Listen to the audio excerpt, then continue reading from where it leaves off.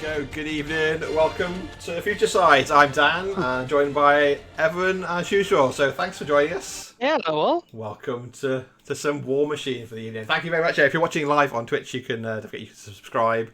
Use your Prime link if you've got it to avoid adverts. But it keeps like the tridents coming in for.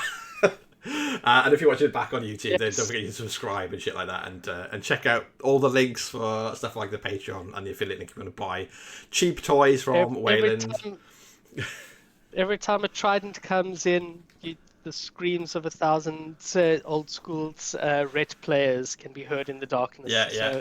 Just keep those tridents coming in. It's doing God's work. Have pity on those poor what are they called? Wave serpents. 10 wave serpents die every time I make a trident. So, but anyway, thanks for joining us. We're going to talk about. Thanks Fandango for the subscribe.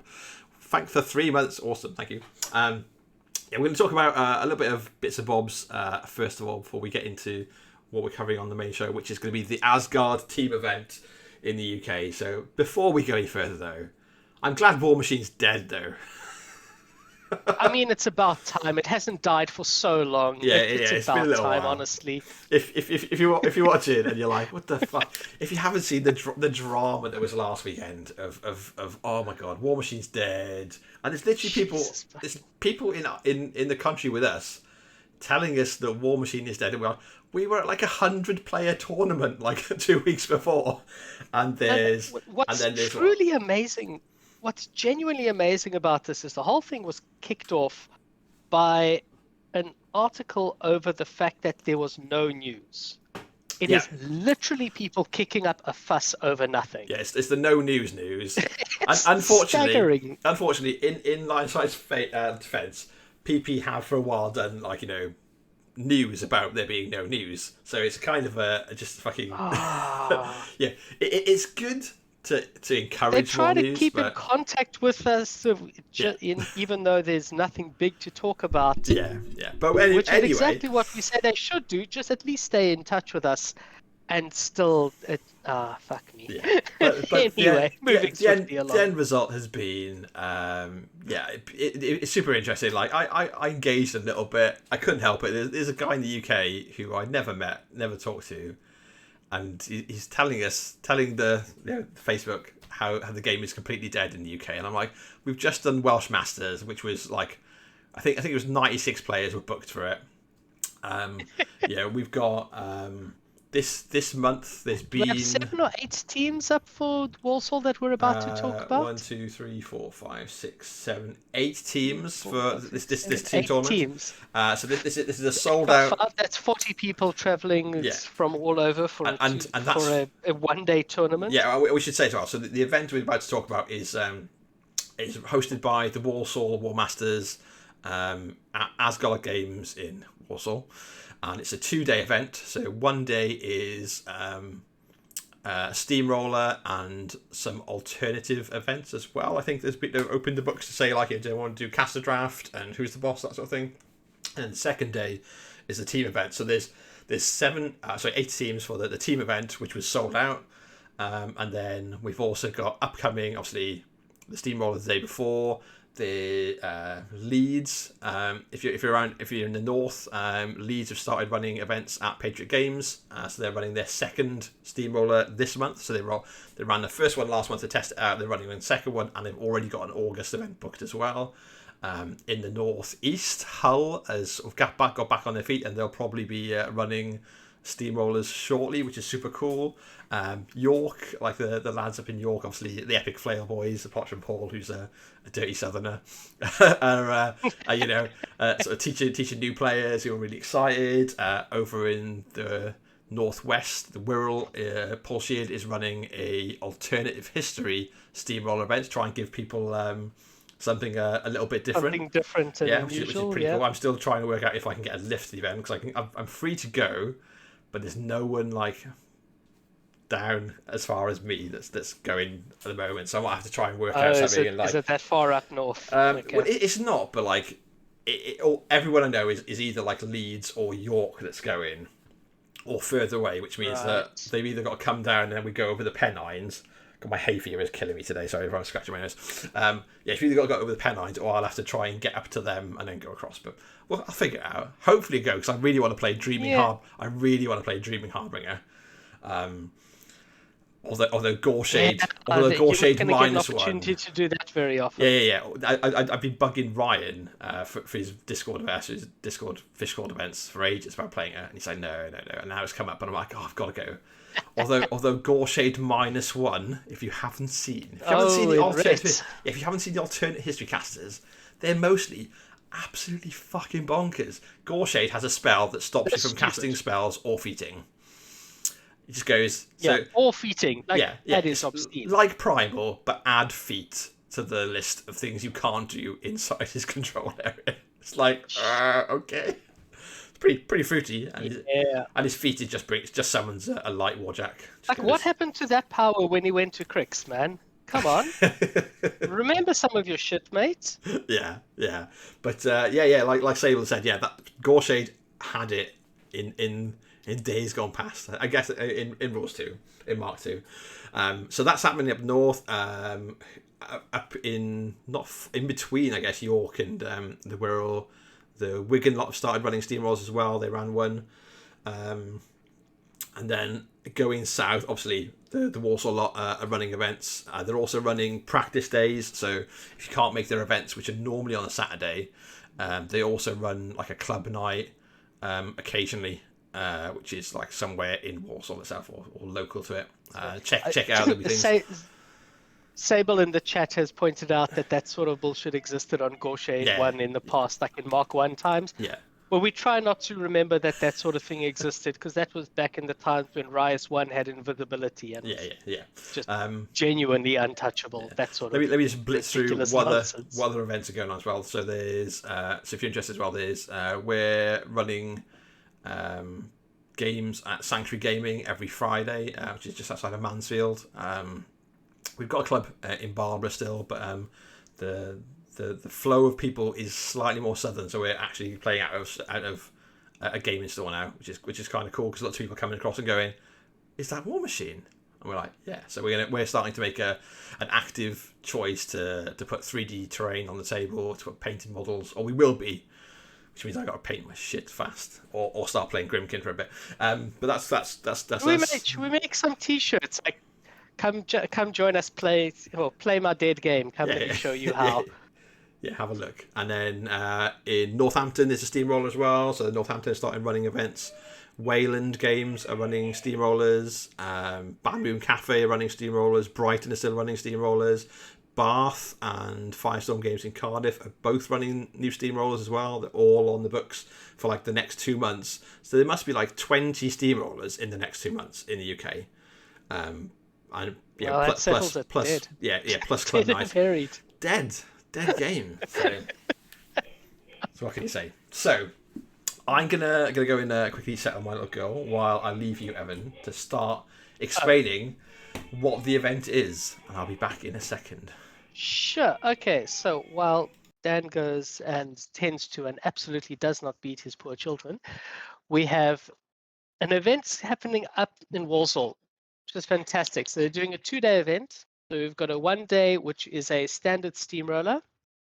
And we have another day, and no one's required to play both, but it's great that there's the option there, which is for us to do a 5-man team event.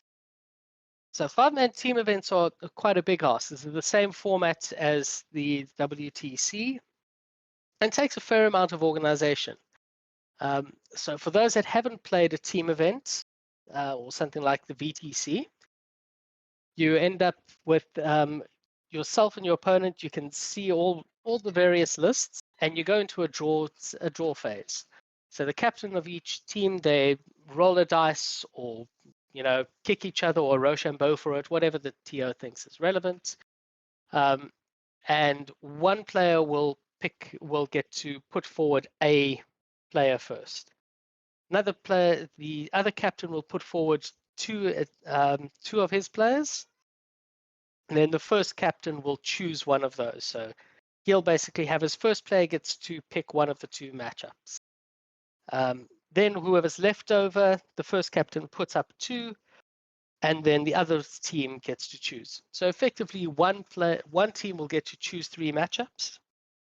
But the flip side is every time a matchup is decided for you, you get to pick one of the tables to play on.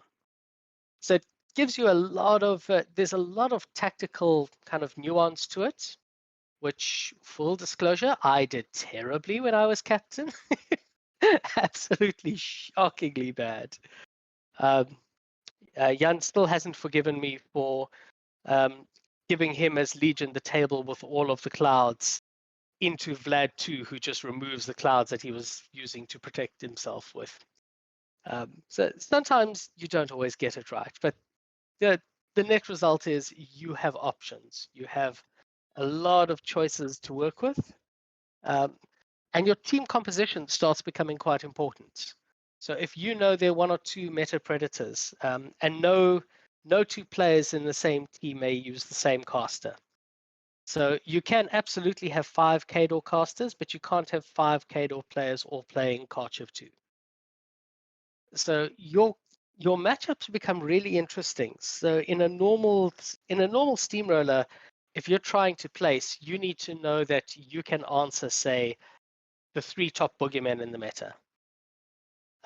You don't have quite the same level of freedom when you're dealing with something like this. You actually have more freedom. I have an interesting question here from Sable. If Rochambeau isn't an option for picking first, I'll be perpetually. I think you will be disappointed, but frankly, yeah, you know what? Get in the comments, get on Facebook. The TOs need to know. Rochambeau absolutely needs to be an option for picking first, as long as I'm not captain, and I will stand by that until that very day. It definitely should be an option. But back to the power of it is, I can say, listen, our team have 2 good answers to Karchev 2. I'm pulling that out of thin air, by the way. If anyone in the comments actually knows of a good answer to Karchev 2, please post it in the comments. We'll put it into our team with pleasure. But if our team already has 2 good answers, I can say, stuff it. I can build a pairing that just does not care about good old Karchev. But what I can do is say, excellent, I'm going to build lists, and my lists are massive middle finger to Wormwood, Falsir, and Kelissa. And those are my team's options. So we've yet to just work out which is the best way of doing it. And I've seen people who like the idea of just everyone build a good pairing and go for it. I've seen others that really like the what's it called? I'm not convinced Wormwood Kruger 2 is a great answer to Karchev, but it's a fun game nonetheless. Wormwood is, he's Wormwood. He does have options, but I'm not convinced it's a fantastic answer. Wormwood's definitely got some good options. Do you think the type of Karchev list matters? Because obviously there's quite a few Krix Karchev versions. They're all very different. Remind me if Carapace helps burst spells. I don't think it does. No, it's only shooting, and it's only on the heavies as well. No, then Wormwood's playing a similar game into both of them. Yeah. He's got to really hope he doesn't stuff up the damage roll on a on Stranglehold, because every time he does that, he loses a heavy. Yeah. No. He just runs Cassius forward, right? He runs Cassius forward, Strangleholds something, boosts the damage, and then pulls Cassius backwards. And then pulls him back. Yeah, it's the usual sort of nonsense. Literally just basically softens up the heavies with magic before the power 25 that doesn't soften them up. You need to finish a heavy.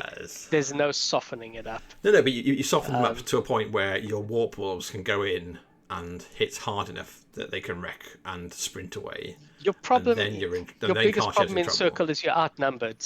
Like if you're playing Wormwood or Kruger, you've got 4 heavies.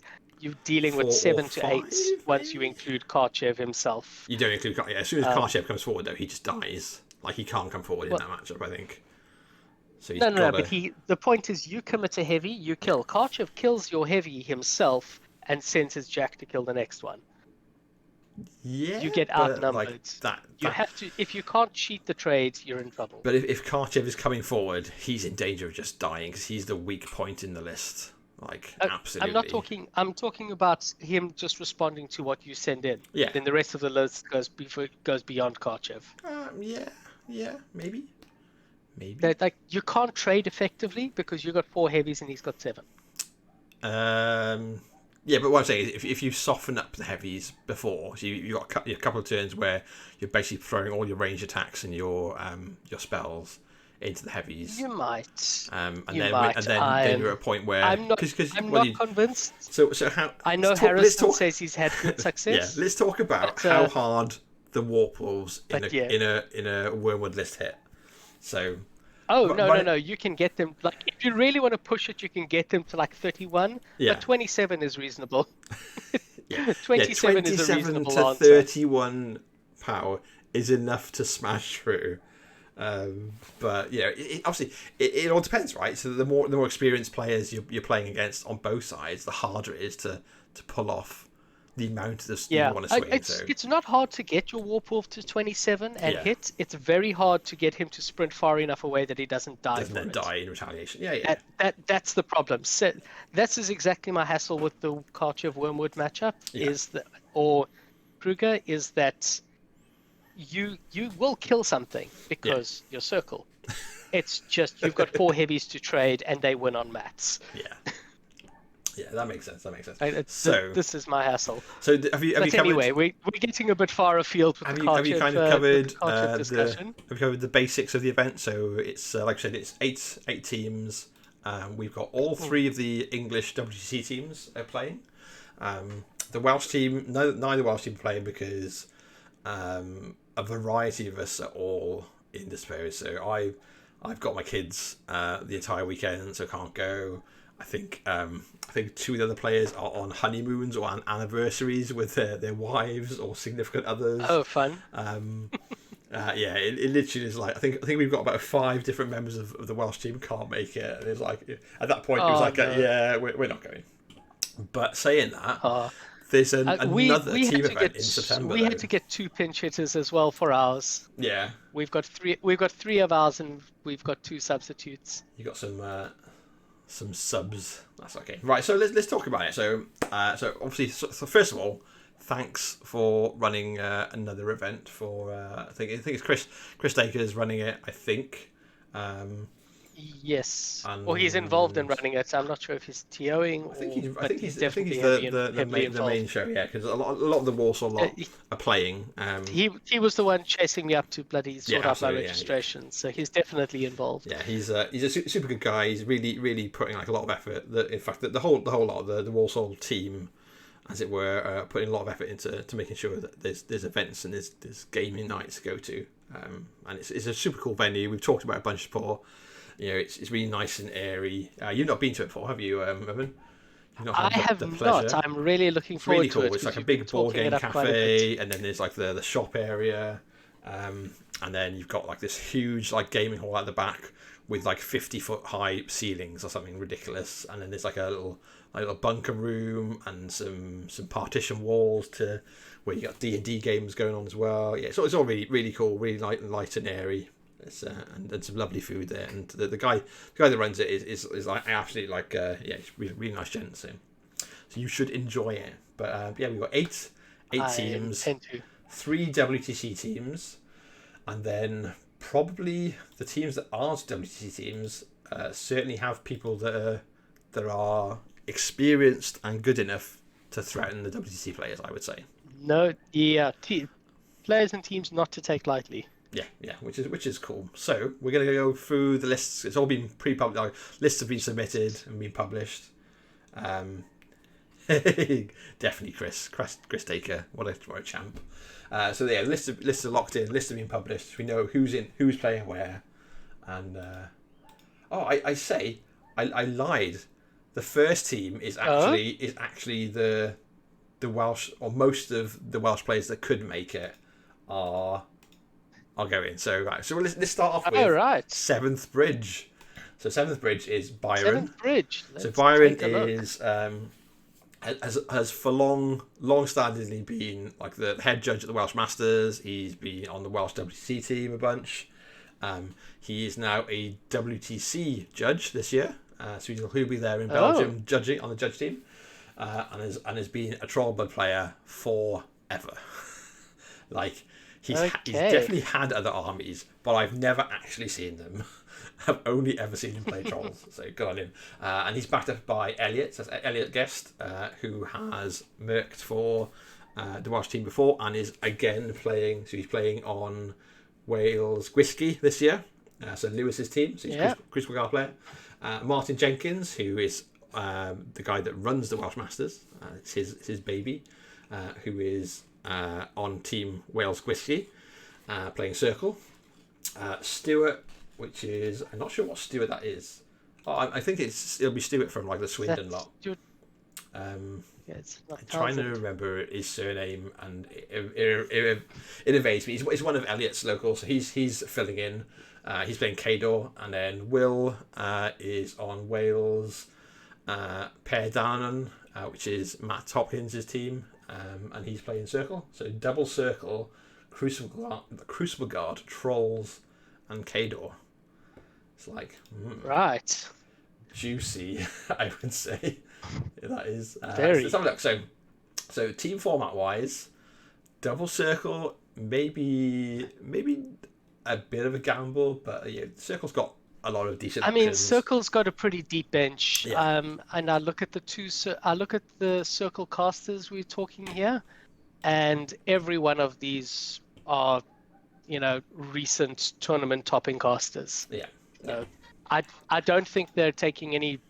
I don't think they're handicapping themselves what taking double Circle. I'm going to stick for the purposes of in the chat. Here is the conflict chamber list. So you can see the lists as we go through. So this is very good. A bit of technology. So let's start with Byron. So Byron is right. This is full on. He is stepping up to the plate. Cole Grimmer in Storm of the North, Mandrak 3. This is not what you expect of lifelong troll players. You usually expect them to pull like dark horse stuff out of deep in the bench. No, this is right there at the bleeding edge of the meta. This is like fucking like deep Catholicism cultists. They've suffered for so long, and now they're coming to the light and like, now is the time. This is it. We are rising to the occasion. Dan, whatever his fucking name is, with the Da Vinci Code, he's there whipping them behind, going, now you can play something good. That's what we've got. So yeah, Cole Grimmer. We've got time in the sun. Fucking use it. Yeah, and I think, just scanning over Byron's lists, I think he is literally playing Wout's Welsh pairing. I was about to say, this is Wout's list. Double. I can look at my phone. He's playing the champions instead of the Trollblood, instead of the Tuffalos, which is. He's are we talking about the Mandrak list now? Sorry. I'm talking about the Mandrak list. It's the champions instead of the Tuffalos. Yeah. This is same as Wout's. Most of the British players seem to have gone more for the Tuffalos, but this is more the. No, I'm seeing a bit of a mix. I think there's only a few. Are you seeing more of a mix? Yeah, I think the Tuffalos is I think a weaker option. I think you either want champions if you want a bricky unit, or you want full Fens and Creel Warriors. Just go numbers. Yeah, I know we disagreed last time. Well, we didn't disagree. Ben disagreed with us. Yeah. He likes the Tuffalo variant.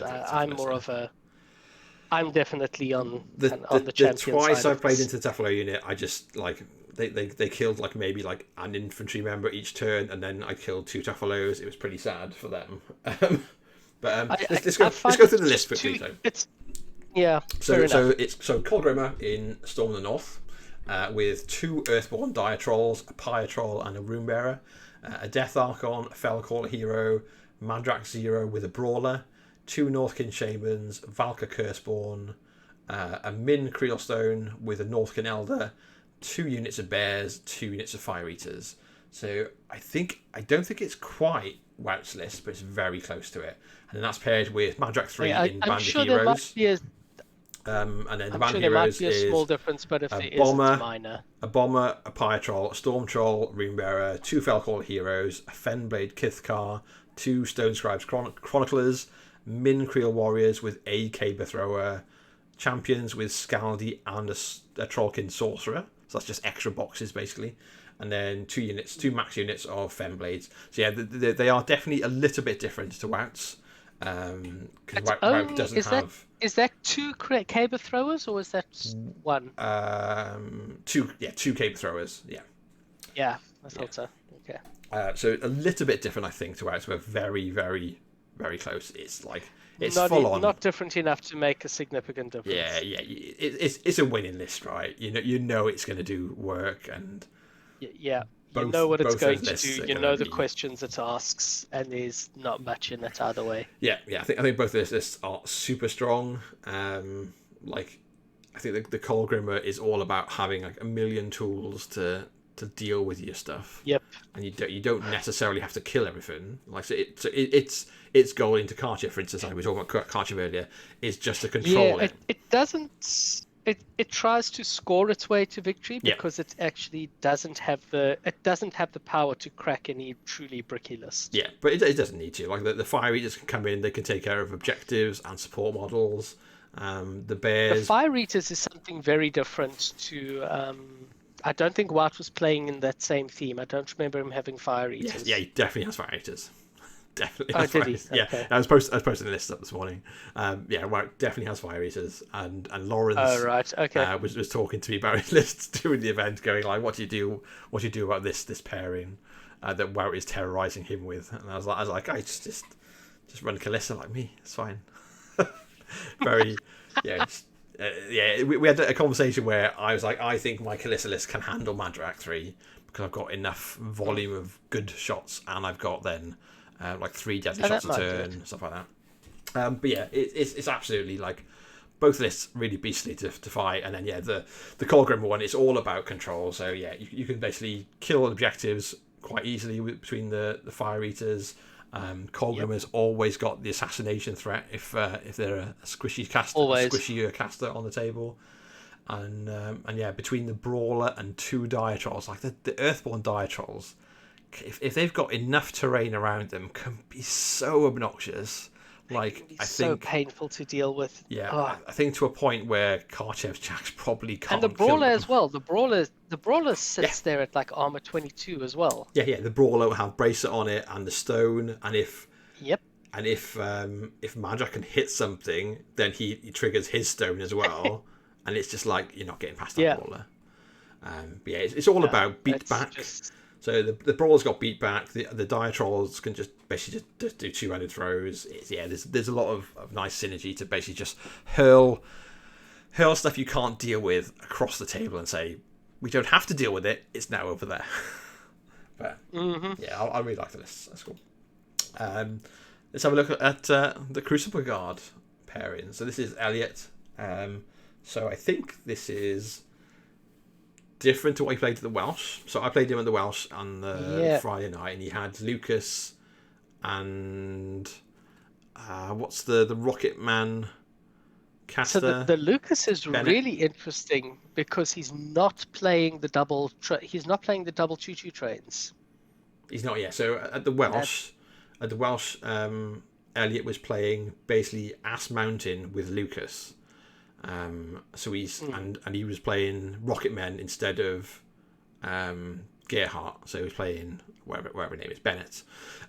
So he's gone back to having a very traditional Gerhardt list. So he's got Gerhardt with a suppressor, 2 Vindicators, Alice, 2 Ascendant Mentalists, 2 Mechanics, Rupert, a Rocket Man Ace, and then 2 Max Assault Troopers, 2 Max Failed Experiments. So this is very 20 really hard to remove, but medium base infantry that all hit like bricks. Tanky. Yeah, exactly. And then the Lucas list is a Liberator, a Retaliator, 3 Vindicators, Alice, 2 Ascendant Mentalists, 2 Death Archons, Prospero with a suppressor, and 2 Trancers. It's like very different.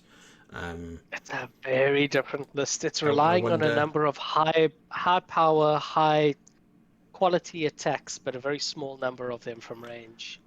It's a very interesting list. It's interesting, yeah. So I wonder if it's because it's a specific meta choice, because like the suppressor is two boosted power. What's the name? Power 12 or 13 sprays, They can also and then you've got lay their debuffs effectively with the spray as power. well, right?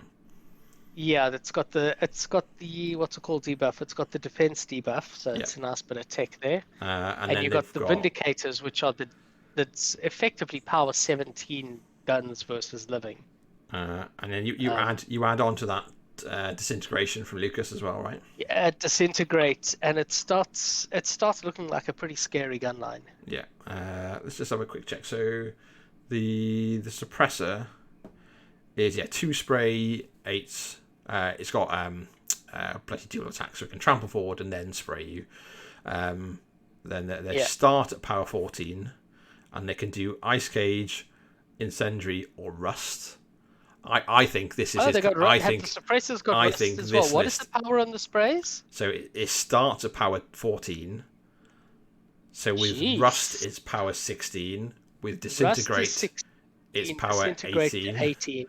And then you've got the Vindicators as well for 3 more shots at power of 19 following that up because you've rusted them. Or alternatively, if they can't be rusted... Well, they're power... And the Vindicators are power 18 in melee as well. But this isn't a melee list. That's absolutely. Yeah. But like, and obviously the Vindicators have got Decapitation as well, which means they can roll 4 damage dice against those jacks that they're shooting at power 19. That's pretty. I think this is the team's Karchev answer. It's a strong gun line. I think this is the team's Karchev answer where it goes. That's fair actually, because a strong range game Karchev struggles with. Yeah, where it just goes. I'm just gonna mess around with. Karchev struggles with. Which is gonna go. I'm gonna mess around with all your shit. I'm gonna turn around your stuff, and I'm gonna just start blowing. The one I don't heavies turn around, I'm just going to blow up. These guys will just go. Cool, you haven't killed me. Why haven't you killed this guy? Oh, right, he's dead. That's fine. That's fine. I will blow up. I'll blow one up a turn and keep the rest away from you. Yeah. It's interesting, I gotta say. And then obviously you can then stick down a cloud in front of whatever, or force hammer it after he's TK'd it to turn around, stuff like. He's got a lot of options, TK. Right?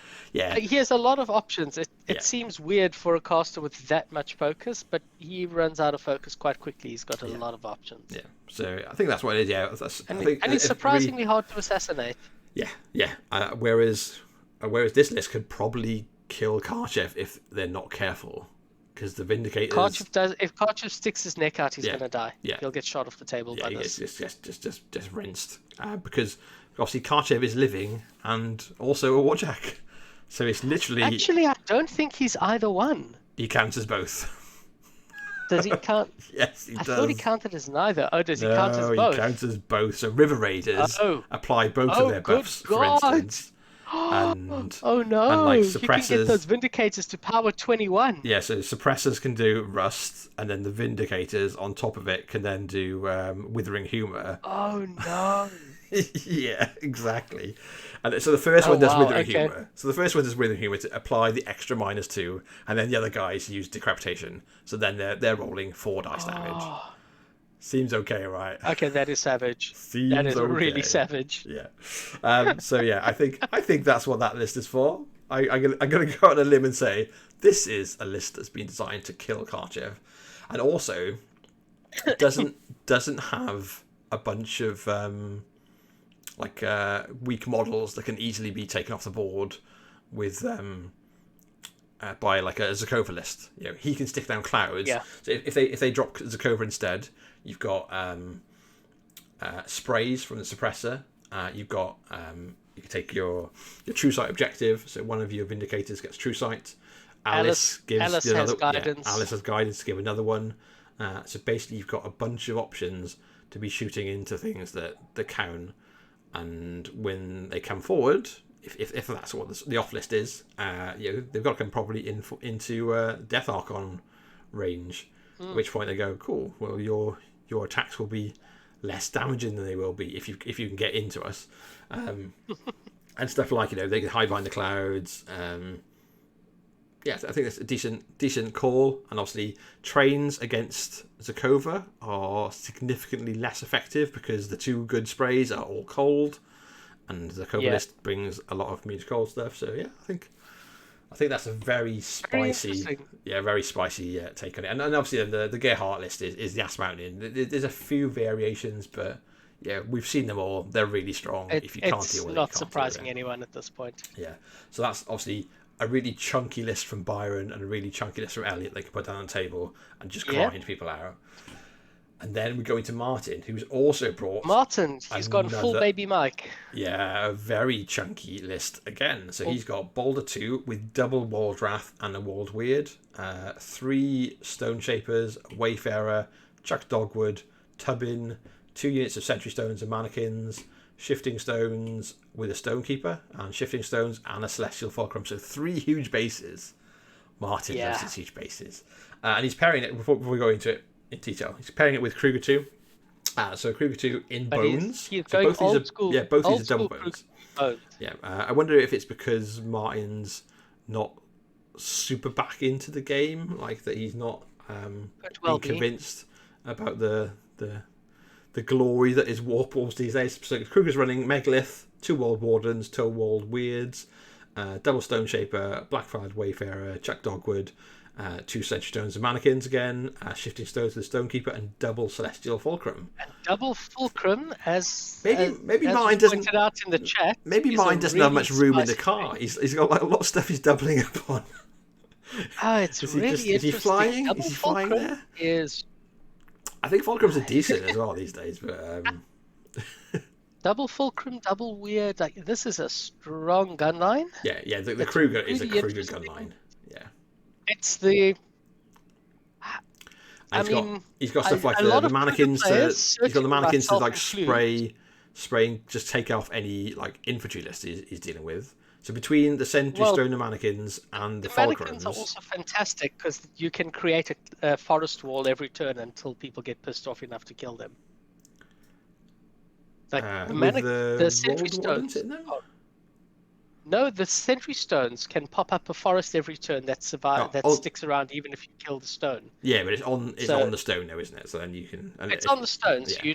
But the stones have AD. You can teleport them 8 inches, whatever. Yeah. Like you can protect some good portion of your list with those. Yeah, I think though mannequins and the stone I think are just amazing. They do a lot more than you expect. I think they've got enough to like be boosting off the souls they've got. I and doing genuinely think damage. they're the best unit in the game, and it's only because the theme has fallen out of favor. You don't see them more often. Yeah, maybe. I cannot think of a single faction in the game that wouldn't take 2 if they could in every. Yeah, I think they're amazing. Yeah, like our local circle player plays them all the time, and I'm always like I must kill that fucking stone before even if you ignore the power of the sprays, which is a lot.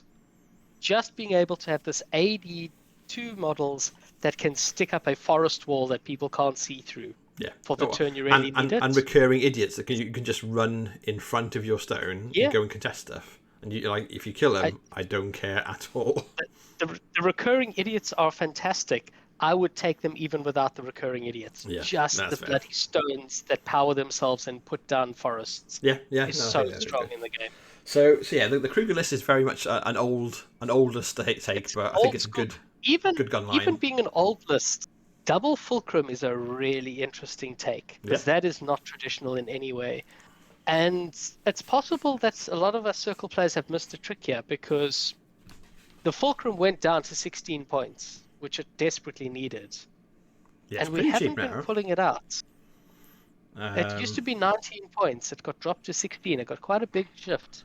And then obviously, Chuck powers it up, right? Chuck is going to push its rat up, which is significant.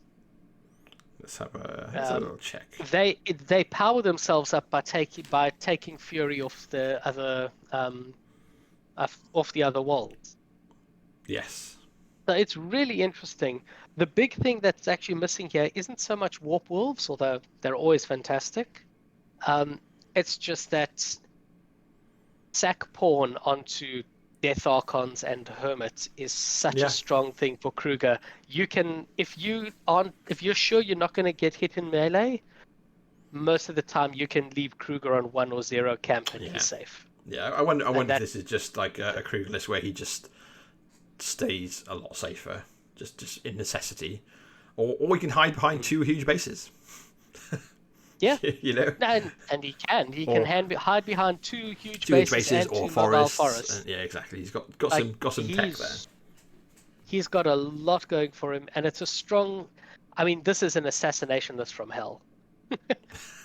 Anything with double between walled the two weird. weirds, Kruger and the two Fulcrums, like there's a lot of assassination here. You got and obviously the Megalith and the Walled Wardens being able to Gallows or to TK. They can trample Gallows, TK, whatever you need. Yeah. There is a lot of assassination potential in this list. You've got to watch your caster like a hawk. So let's look at the other lists. Let's look at the Boulder 2 list. So this is similar to what I've seen off Moke, one of my locals. He's playing this the same time that Baby Michael was playing it, but in Secret Masters. So I like Boulder 2 in Bones. Well, I like Boulder 2 with the Shifting Stones because you can basically use a unit of Shifting Stones as a second rock wall, essentially, because you stick Roots of the Earth on them once they're in place, and it's like they're just like this super hard little obstacle. I mean, it's break. the same thing. It's also, I have the same complaint here that I raised when we were chatting to Baby Mike. Yeah. Which is, this is a no mistake list. You don't have any geomancies, so if you want to put up all of your Roots of the Earth, you're leaving Baldur on zero camp. Yeah. You want to put up a rock wall and two Roots of the Earth, and Baldur's on zero camp every turn. Yeah. Yeah, but you just have to sit. You just have to sit just like way back, don't you? Yeah. It's like, not my favorite. I think maybe it's because I'm too clumsy of a player, but it's. I think the Sentry Stones give him some flexibility, so he's got stuff that he can put into zones and not worry about. So he doesn't have to commit something that's important, because there's a lot of important models in the list. I think that's the problem, is that you can't. As soon as one big thing goes, it like starts a domino effect. But unlike how Baby Michael's list was, because he's got the Sentry Stones and Mannequins, he's got those models that can just be up in front and be blocking things or just contesting things. So it's a little bit more towards scenario. I think that's where this is heading, which is a good thing, good thought process. I think from mine. Let's have a look. Let's have a look then at the first K-Door list in the tournament. It's no surprise that it's Karchev and Deathjack and Zakova 2. So we'll go quickly through the list, and then we'll that one coming. who decide. So we'll quickly jump through it. So Karchev has got Behemoth, 3 Juggernauts, 2 Marauders, an Adjunct, Death Archon, Sorcerer Zero with a Rager, and 2 Chaos Eliminators. So literally is point for point what Rob McCormick took and won at the Welsh. Rob's list. Yeah, this is the winning list for Welsh. Can't fault it. It's got a pedigree. And then Zakova 2 with a Demolisher and a Juggernaut, 2 Colden Lords, a Thamrite Archon, a Void Archon, Battle Mechanics, Min Battle Mechanics, an Officer, 2 max units of Outriders, 3 Turnian units, which are all free, and Ayana and Holt and Valachev. So it's a little bit different. So Rob's got a Demolisher and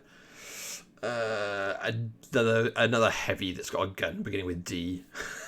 Yeah, he wanted more gun. So, he didn't care about the other melee. Like in my mind, I like taking a Clamjack, so you have got a heavy you can just throw forward and be like super obnoxious. But I understand like the reason for it and stuff. But yeah, Rob's got a Demolisher. I think this is a slightly less confident list. Demolisher and a Destroyer. Rob knows his list and his matchup so well that he doesn't feel he needs the melee Jack. Where the melee Jack is kind of a fallback if you're not quite as confident in your list. And I think which I respect. I like that sort of. I think Stuart's missing a trick. He's not got a Thamrite Advocate, and who doesn't like bringing something that can give Zakova more focus? It's like I do think that is missing a trick. Yeah, I wonder if you just like swap it out for something to do like the mechanics. But anyway, but it's still. Is the Thamrite Archon not as good? No, the Archon is good, but if you take the Advocate gives. Is it an action? Is that an action from the Advocate? Not. It's a spell. So So they've right. got power, which is target friendly model in a battle group controlled by a Thamrite model, including the caster, and they gain 1 focus. So you can only be targeted by it once turn, but they can also have knowledge, which is target friendly faction model. They can re-roll a failed magic attack roll this turn, so they can do both of those on feature. Yeah, which is I agree with you. good. That seems too good to miss. Yeah. Yeah, really good. Yeah, it's really, really, really spicy, and they obviously they can do it to the jacks. They can power up the jacks if you need to, and they are hexbolt, but I don't think you ever really see it. But it's handy. But yeah, they're super good, and they're 3 points, so that literally takes a point of the battle mechanics and the officer. And I'm not really sure. Do you need the mechanics because you've only got 2 jacks, and I don't think so. I really don't. What for?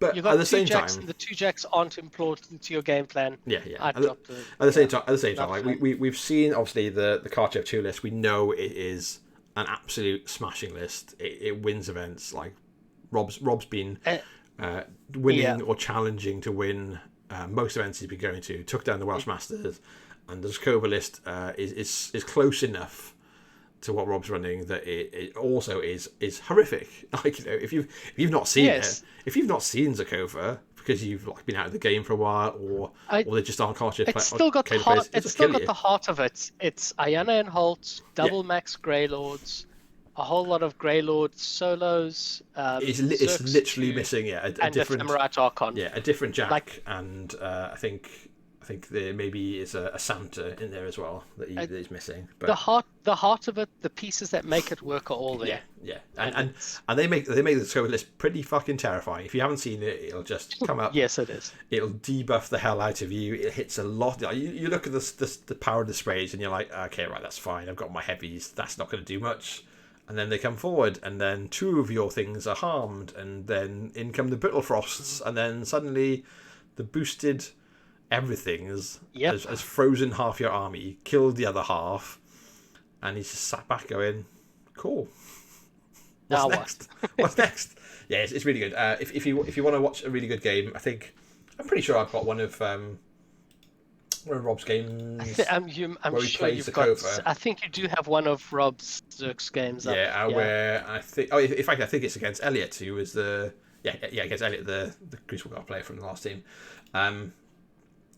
The Crucible Guard player from this team, and he just Rob just shows like an expert sort of knowledge of Zakova, where he basically just keeps on going forward and just sandpapering off entire units, and he holds on to his feet turn after turn because there's nothing that Elliot can do about it. It's fucking brutal. So have a look at that. It's on YouTube. So it's on the Welsh Masters playlist, so have a check out. But yeah, I don't think there's anything else we can say about that. That's probably the nastiest. It's a tried and tested pairing. It's the most brutal Kador Cartier pair that is out there. I think there's some people that play. I think you could make instead. Arguments for a Vlad 2 pairing, but that was there's different. That's really a matter of taste, if anything. Exactly. So let's go on to the last player. So Will Allen is ex-WC captain for Wales, currently just in the team for Pair Down Online with me, and he's running Wormwood. Let's have a look. So this is double Wild Hunt. So Will is up to speed and has got the circle memos from the best circle player in the country, Evan. I don't know. He's playing double Wild Hunts. Where's your dice tray? That would not be the memo I said. Is that not it? He's not playing Kruger because Martin's got him, so he's got to use a bit of flex. So we'll go over the lists. I mean, I would probably play Wormwood in Secret Masters if I was playing other lists in Wild Hunt. Yeah, absolutely. So let's go over this quickly. So it's Wormwood in Wild Hunt with Getrix, 2 Stalkers and a World Warden, Blackclad Stoneshaper, Blackclad Wayfarer, Chuck Dogwood, Kruger 0 with a Feral Warpwolf, Nissa, and then triple War Wolves, the most annoying solos in Circle probably. 2 units of Shifting Stones, and then a max unit of Wolves of Orbros with the UA, the Chieftain and Standard, and then it's I paired. have a bone to pick with this list. I'll get back to it We'll go back. once we've So gone through the second list. paired up. I have a bone to pick. I bet your bone is Lanissa. We'll come back to it, though, right? No, it's not. Oh, is it? Okay. Right. So it's paired up with Chromac 1 in Wild Hunt with a Feral Warpwolf Getrix, and there's a Warpwolf Stalker, a Black-clad Wayfarer, Kruger Zero with a Walled Weird, Lanissa Una with a Storm Raptor, one Warpwolf, and a Well of Orbros. So that Chromac list is really interesting. I'm quite excited to see that one. Yeah. My bone to pick with the Wormwood list is really simple. Yeah. Max Wolves of Orboros are unnecessary. Min plus a UA is all you need. You don't need the max. The min plus a UA is you're taking them because you want them to ambush, which is great. Yeah. But they're going to die after they ambush. You don't need a max. This list has no excuse not to bring Shivers for those points. Shivers is fantastic here because you get to run Shivers. Well, the World Warden walks up and then just puts up his Animus, which Shivers copies.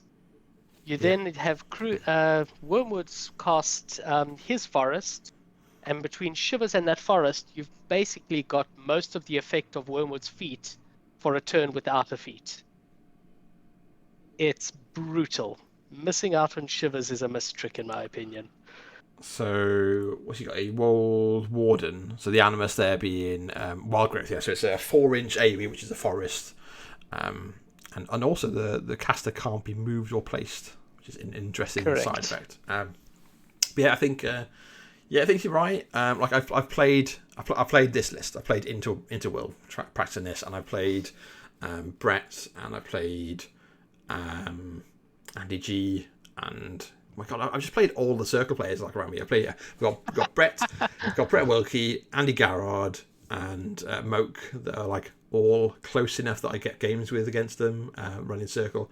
And all of them have run something like this with wolves, and I think you're right. I think min wolves is better. I like the flexibility of having max wolves, but I think it's only like going to come into a couple of games. I love his Wormwood battle group is fantastic. It's pretty much exactly what I would play. Kruger Zero, Feral, fantastic. There's an argument to be made for a weird and shift the Feral onto Wormwood if you can find the points, but I think that's more seasoned to taste than anything else. Yeah. And it's Wormwood. He'll never be bad.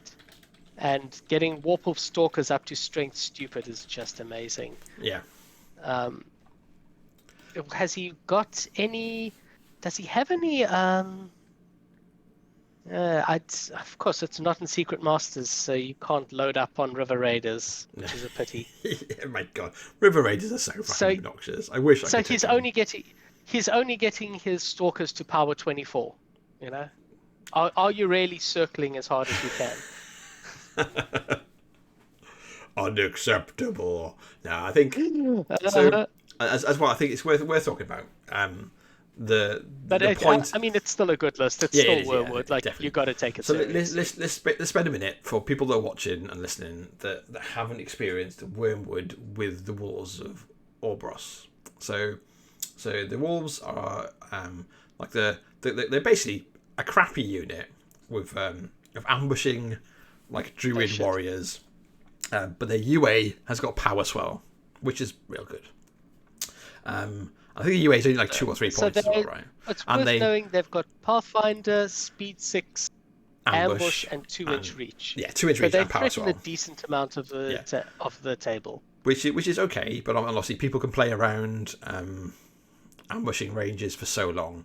But Wormwood's a little bit harder to play around with because of shenanigans. But the other thing is, if you come up against central, he blocks line of sight too easily. Yeah, exactly. So but what I was going to say is damned if you do, damned if you don't. Yeah, but the killing thing is if you're used to playing into Wormwood and you've spaced out your dudes so he can't hellmouth you all. On come the Wolves of Orboros from the side, and they just run into you. And suddenly, your entire unit that was spaced out, so none of them can be hellmouthed, Now all of them can be hellmouthed instead, and it's fucking brutal. So you just go, right, I'll run one guy in here, maybe one guy in here, if you need it, and then up comes Cassius. Hellmouth goes into the back. I'll use those as targets to pull you forward closer, and now the Warp Wolf Stalker runs into your face. Like all sorts of the really shenanigans are endless. Yeah. So I appreciate like that having more of them is handy, but I'm with you. I don't think you need a full unit. I think a mid unit and the UA is I think you could push this list a bit further. I've been looking at ways to try shoehorn shivers into my lists. I can't quite do it, and it's great that I can see how to easily do it for this list, and it's not there. Does he really need a Wayfarer and Lanissa? I guess Lalissa's going to come in sometimes with a actual spell shutdown. One out. Well. Yeah. The Wayfarer, honestly, I do like Lanissa over the Wayfarer. The only reason I traded them out in my list, I went back to the Wayfarer, was because I was in Secret Masters. Yeah. Without Sack Pawn, I prefer Lanissa. She's got one higher defense. Yeah, that makes sense. I played into these guys. I think it was a Wetwood list that Andy G had with the Death Wolves. So he had the Death Wolves, and he had the that's interesting. The well.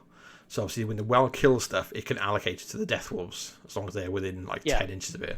And that was a really interesting tech piece. But that's for that. In fact, I won't talk about anything more about it because we'll probably come down to those guys, and that might be actually Andy's list. So. Oh yeah. I think this is not the last. This is not the last Wormwood list we're seeing. Exactly. Yeah. But I think that's super solid lineup for basically the Welsh team and friends. Chromac cool. 1, I do think it's worth talking about Chromac 1 because I haven't seen anyone else play this. He's got a Storm Raptor in there. Yeah, so I've seen Brett. I played Brett with the Chromac, but he had no Una. So he had two weirds on Kruger. He had the well. Yeah. And I think the well with Chromac is very, very spicy. It's a really good take. I don't think you can play Chromac. Well, I think you'd be silly to play Chromac without the well nowadays. Yeah, absolutely. It takes it to a different level. Yeah. But I'm not seeing it with the Storm Raptor either. So what's your take as a Circle player?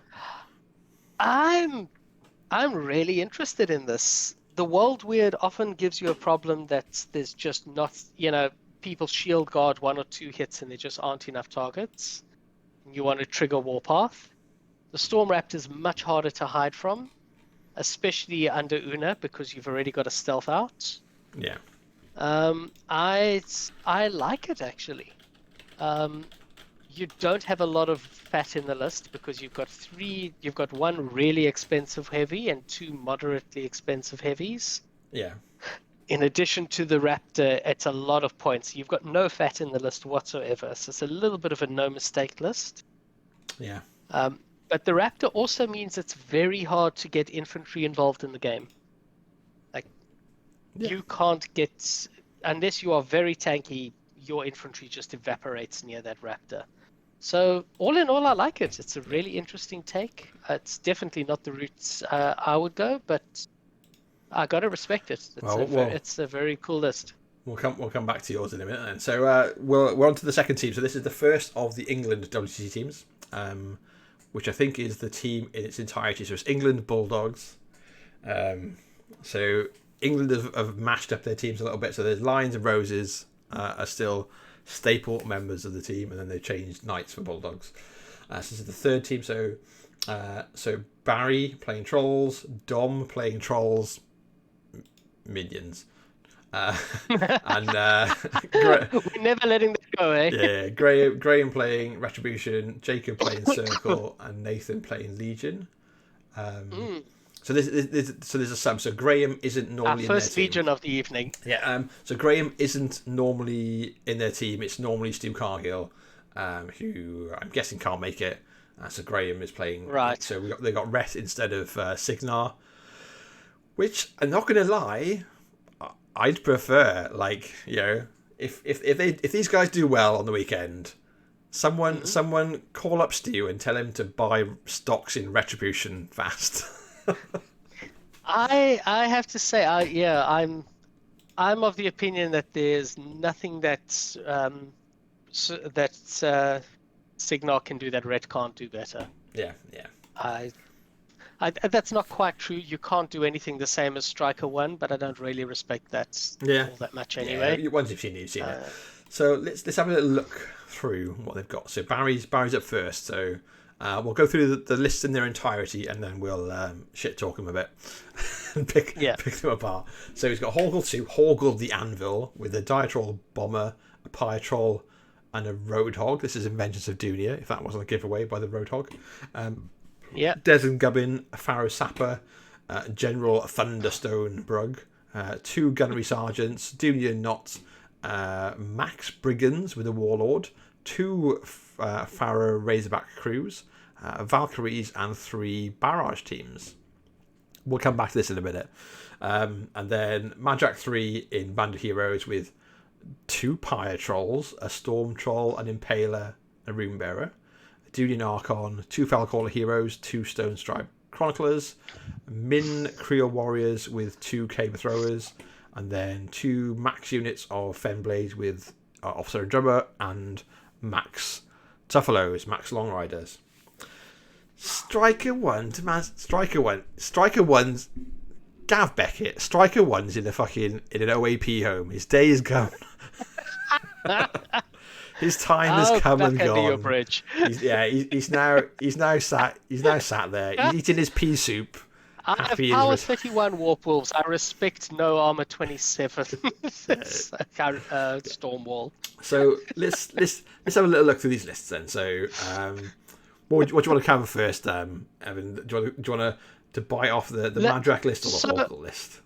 I mean, Madrak is looking very much like what we expect. He's gone the Long Rider route. I think the battle groups... He's gone double Pyre Troll. Yeah, he's gone a little heavier into the battle group. Yeah, there's no heavy, real heavy to worry about. But I mean, that's pretty much standard for the Maddie. It is, list. But when you're pairing it with Horgle, who's all about the fire stuff, I expect to take less fire stuff with the off list.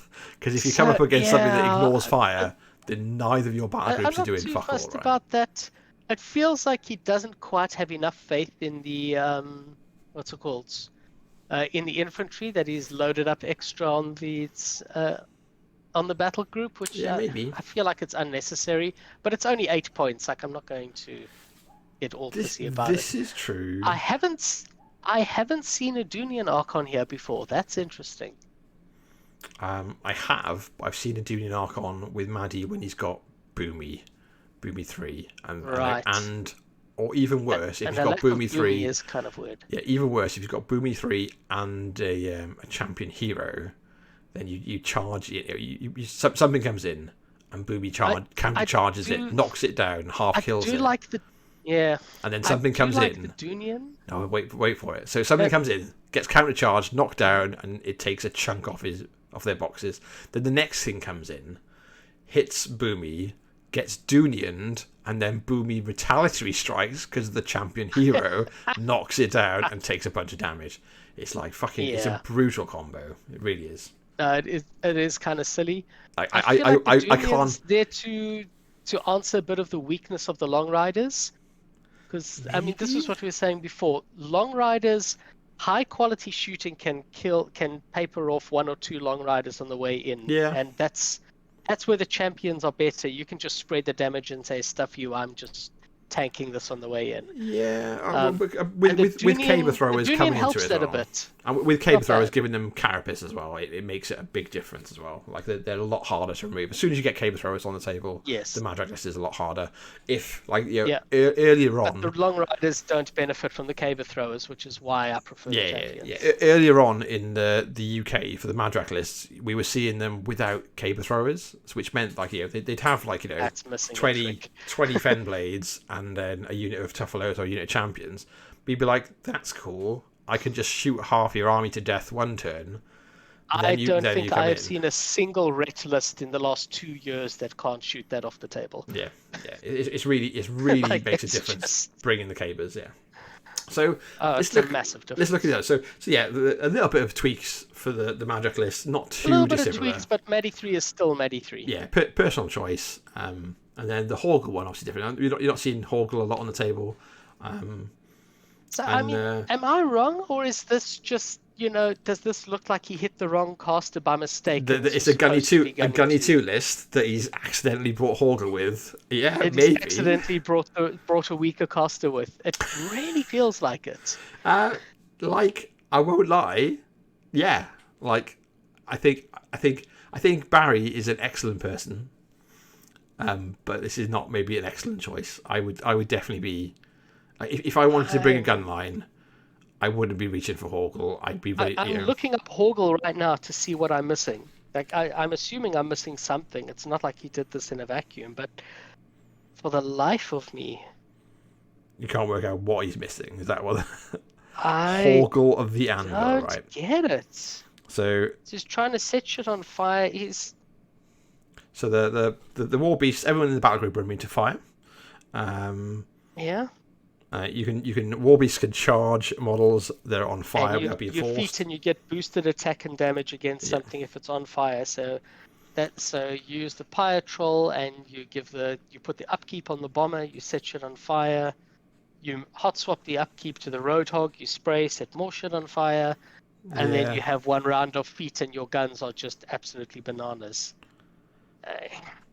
I mean, I suppose.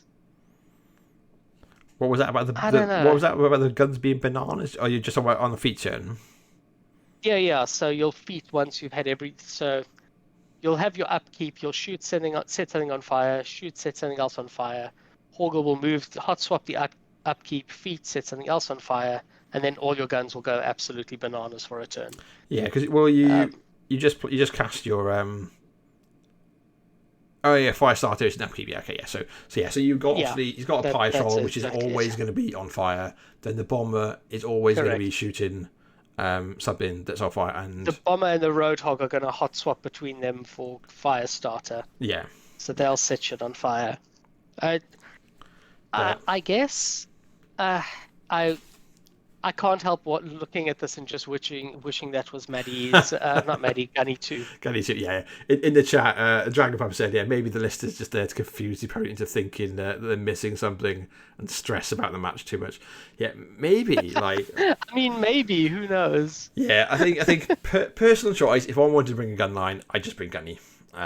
He is immense. If you want to bring an answer to a gun line, then you'd bring maybe Gunny 1 instead. Yeah. Or you got a variety of options. You could bring something interesting with Hunter's Grim as well that I think would do a gun line better than this. Yeah. But obviously everyone's got their choice. If Barry's played 100 games with Horgle. I'm not a Minions player, so I couldn't do it. So that's the thing though. So one thing that you have to take in mind is if Barry's played 100 games with Horgle 2 and goes into a player that has played 1 or no games into Horgle, then they are going to be on the back foot. They'll be like, what do I look out for? Yeah, absolutely. And there is a strength effect is real, so fair. There's definitely a strength to taking Dark Horse Caster. Right, let's look at the next Minions player. Dom, my boy, my local. So Dom is playing Colgrimmer, Queen of the Minions, Fine. In Storm of the North, with a Brawler, two Pyre Trolls, a Rune Bearer, a Death Archon, a Felcall Hero, Madrak Zero with the Earthborn Diatroll, Troll Whelps, Valka Curseborn, Min Stone with Elder, 2 units of Bears, and a max unit of Champions with Scaldi. It's a bit more hard hitting than the Wout style list. Yeah, got the champions, the bears. He's not doubling up on the Earthborns. But he's got 1 less Earthborn, right? So Madrak changes his to the Earthborn, so he's got a more durable Earthborn, and then Colgrimmer takes the Brawler instead, and they're basically just missing a few things, but to take a bunch more models to hit hard. And then this pairs with what I think is a really nice list is Ragnar, that famous minion model in Vengeance of Dunya. So with a Diatroll Mauler, a Pyre Troll, and 2 Warhogs. Boomy 3, 2 Durian Archons. Remember what I said. Gudrun the Wasted, Madrak with an Axa, a Swamp Gobbler Chef, 3 River Raiders, Minstone with a Stone Scribe Elder, and then Max Champions with Scaldi. And this list, is just like, It's a really interesting one. yeah. So if you've not played into it, it's like, from experience, if you've not played into it, it can be quite easy to underestimate how fucking it's the hard old it is rule of to hit defensive anything. feats. If you haven't seen them in play, you Sit could back. be in a lot of trouble. Yeah, You need a little bit of experience into the defensive feats because it's a strong defensive feat. Yeah. So look, quickly, I'll see. So Ragnar got changed quite a bit doing like the big update. So it's worth going through a couple of the things he's got. So he's at Fury 7. I think he was 6 before. Yeah. But one of the fruity things he's got for his battle group is he's got Field Marshal Weight of Stone. So he's got, is that Megalith's got weight of stone? Yeah. Yeah, Megalith. Boulder 2 also on his weapon. Yeah, so -3 speed and defense to anything that's hit by one of his battle group, which is pretty cool. Yeah, and then it's he's only in melee. Yeah, only melee. And then he can't be knocked down. And then he's got Chosen Ground, so Pathfinder and Steady for models in the battle group. Earth Sanctuary, which is Dig-In. I guess that's okay. Hexblast and Pulverizer, so +2 strength. So that's big. Hexblast and a +2 strength upkeep is one hell of a combo. Yeah, which is pretty boost. And then Stone's Fortitude. This is the feat, which is you roll 1 less die for damage. If you're taking damage, it's basically an extra 3 to 4 armor on every model that you attack. It's brutal, and it's better than Striker 1 because. Here's Gavin. It's better because Striker 1 because you've also got like this bunch of heavies in front, and you've got the Trolls champions who can just spread out the damage, and then you've got the Dunians who can just negate the damage. So you've basically got a bunch of guys who are all steady, got tons of boxes, can negate damage. So when something comes in that hits hard enough for you to actually bust through the feet. And when you do kill something, you then kill a River Raider and the Dunian heals 2d3 off whatever you've hurt. Yeah, exactly. Yeah. So you're like, it gets vile. You do so much damage to like a champion. A champion finally dies, and then the champion's rest of the unit are probably all back to full hits. Or the heavy that you've been beating on. And a killing champion, so you can get another heavy to land on it, is back up to full hits or something ridiculous. And then it's really obnoxious to play to. It's a really nice list. I'm a fan. It's a solid grindy one to deal with. Yeah, definitely is a grind out list. Let's pick up the pace and start going through some lists. So, Graham. Fair enough. So Graham is the. I don't know. Do you want to ask any questions about the list? I think you're right that Colgrimmer is a bit more of a brute version of the one we saw earlier. So it's going to hit harder. It's going to have a little bit less of the control elements, but still have enough to be a problem. It's still Colgrimmer. There's enough control elements. Colgrimmer brings enough on her own with her feet and her sprays and stuff, and then obviously the mega brick that is Ragnar behind it. So let's have a look. So this is the pairing that replaces Stu's Signalis. This is Graham's playing Kilissa with double Eternate and a Harpy. Ooh, yes. In Defenders of Ios, Aelith Veer, 3 mechanics, Iris 1, Ilara with a Harpy, 2 Ghost Snipers, 2 units of Electromancers, 1 unit of Defenders, and an Arcantrix Force Generator. Interesting. And he's pairing it with the Crickets. That's an interesting one. It's pairing it with Gorshade 4 in Defenders with 2 Phoenixes, Silas, Aelith Veer, 2 mechanics, 2 Ghost Snipers, Hermit, Lanissa, a healer, a priest, Scythe, max unit of Wardens with a Solus Escort, 2 max unit of Defenders, and a unit of Electromancers. So, I don't like the Phoenixes in the Shade lists. Shade does it well enough with his gun. Take Manticores. I don't like the with his gun? Gorshade doesn't have a gun. Shade. You think of Gary? Yeah. I'm thinking of Gareth. Never mind. Ignore me. So I'm thinking of Gareth. So Gorshade basically in this list he's immune to cold. The Risamass are all immune to cold. You know, the priest, Lanissa, and Scythe are all immune to cold. So you get to ignore a bunch of shit for Crucible Guard sprays and Colgrimmers and stuff like that. I played this the other night. I played Colgrimmer versus Gorshade for purposes of training with Dom actually. Right. And obviously he's got like a nuke spell. He's got Light of Wrath, and he's got a nuke spell and an armor debuff spell. So he definitely wants an Arcanode, but I think his battle group depends on what you pair it with. Like I wouldn't normally pair him with Kalista. Which is his armor buff spell or debuff? The armor debuff, it's -2 armor unless you're immune to cold. You can't. Oh, it's a unique one, right? Yeah. It's not. Yes, yeah, upkeep unless you're immune to cold, and then the nuke spell is like a power 14, AOE 4. Right. Also strips stealth and gives you -2 defense. It doesn't matter if you're immune to cold. And then obviously then Gorshade's feat is if you kill a model in his control area, you get made stationary after the attack. So not the end of your activation, after the attack. That can be so obnoxious into a battle group heavy list. And then he gains this he gains feels the like souls a bit as of. well. This could well be a bit of a Karchev answer. I don't think it is.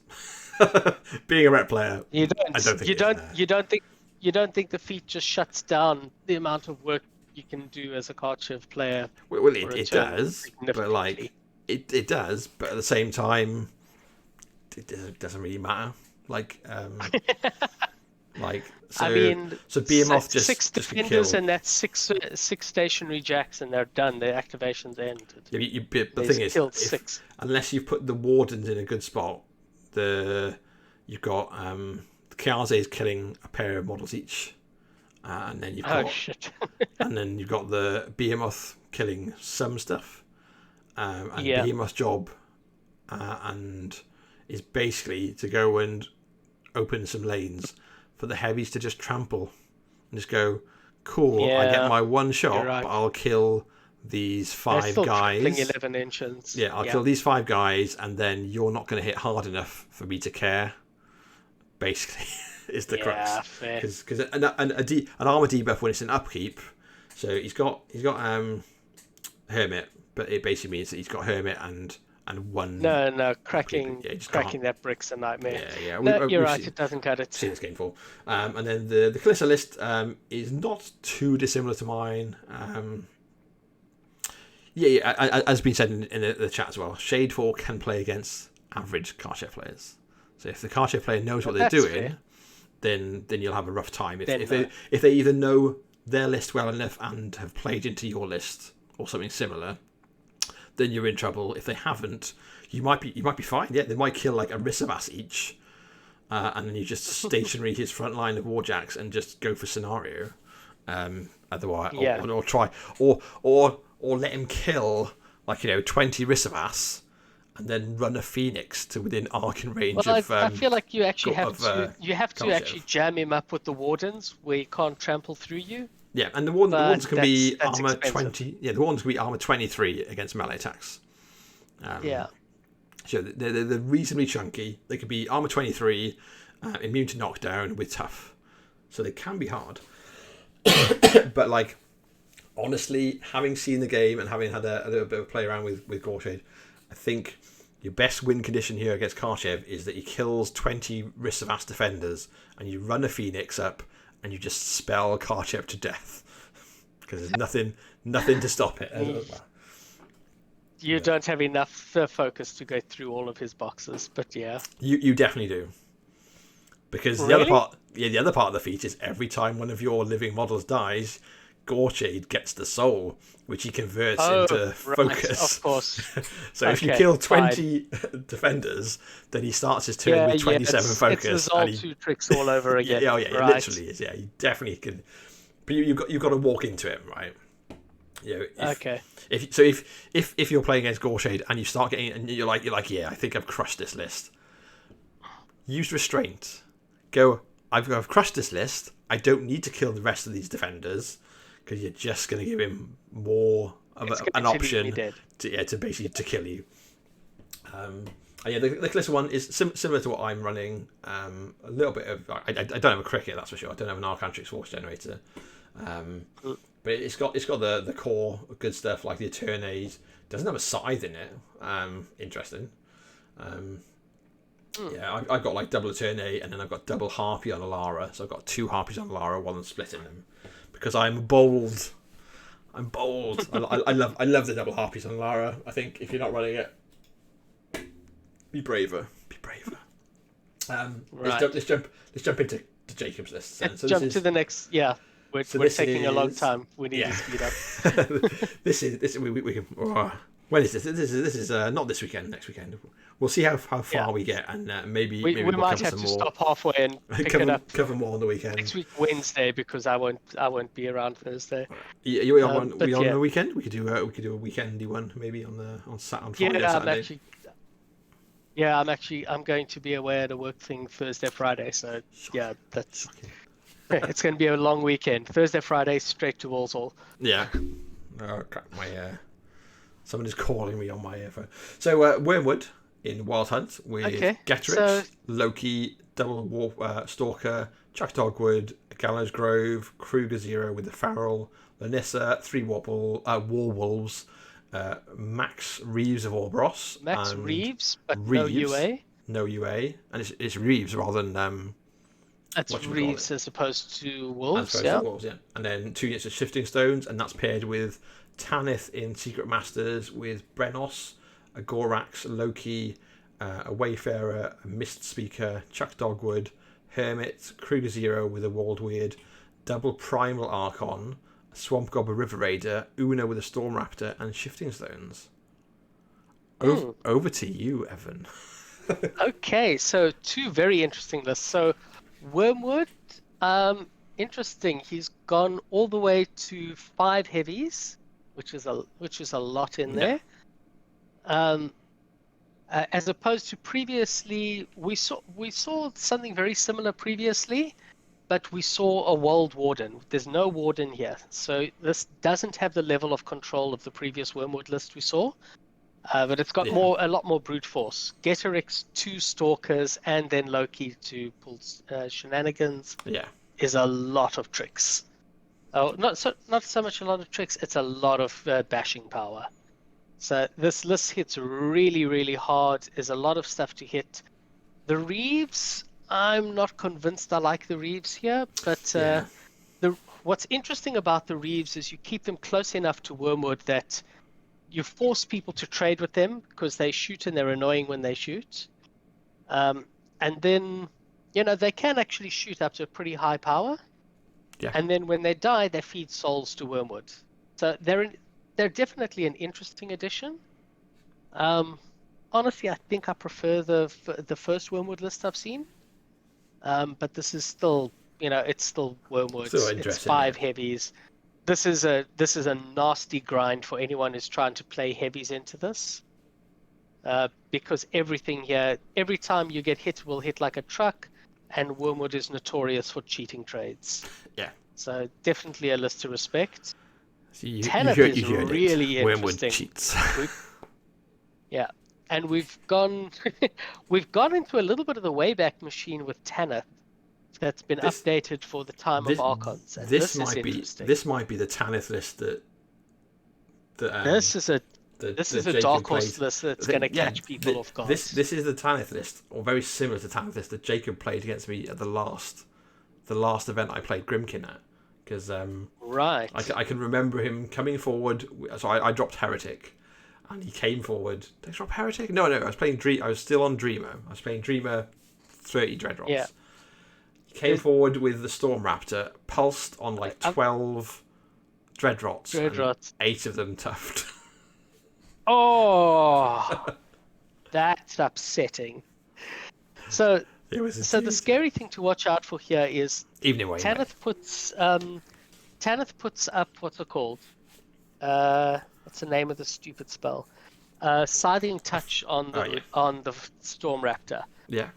Una puts up that little Guardian spell, and the Storm Raptor puts up its Animus.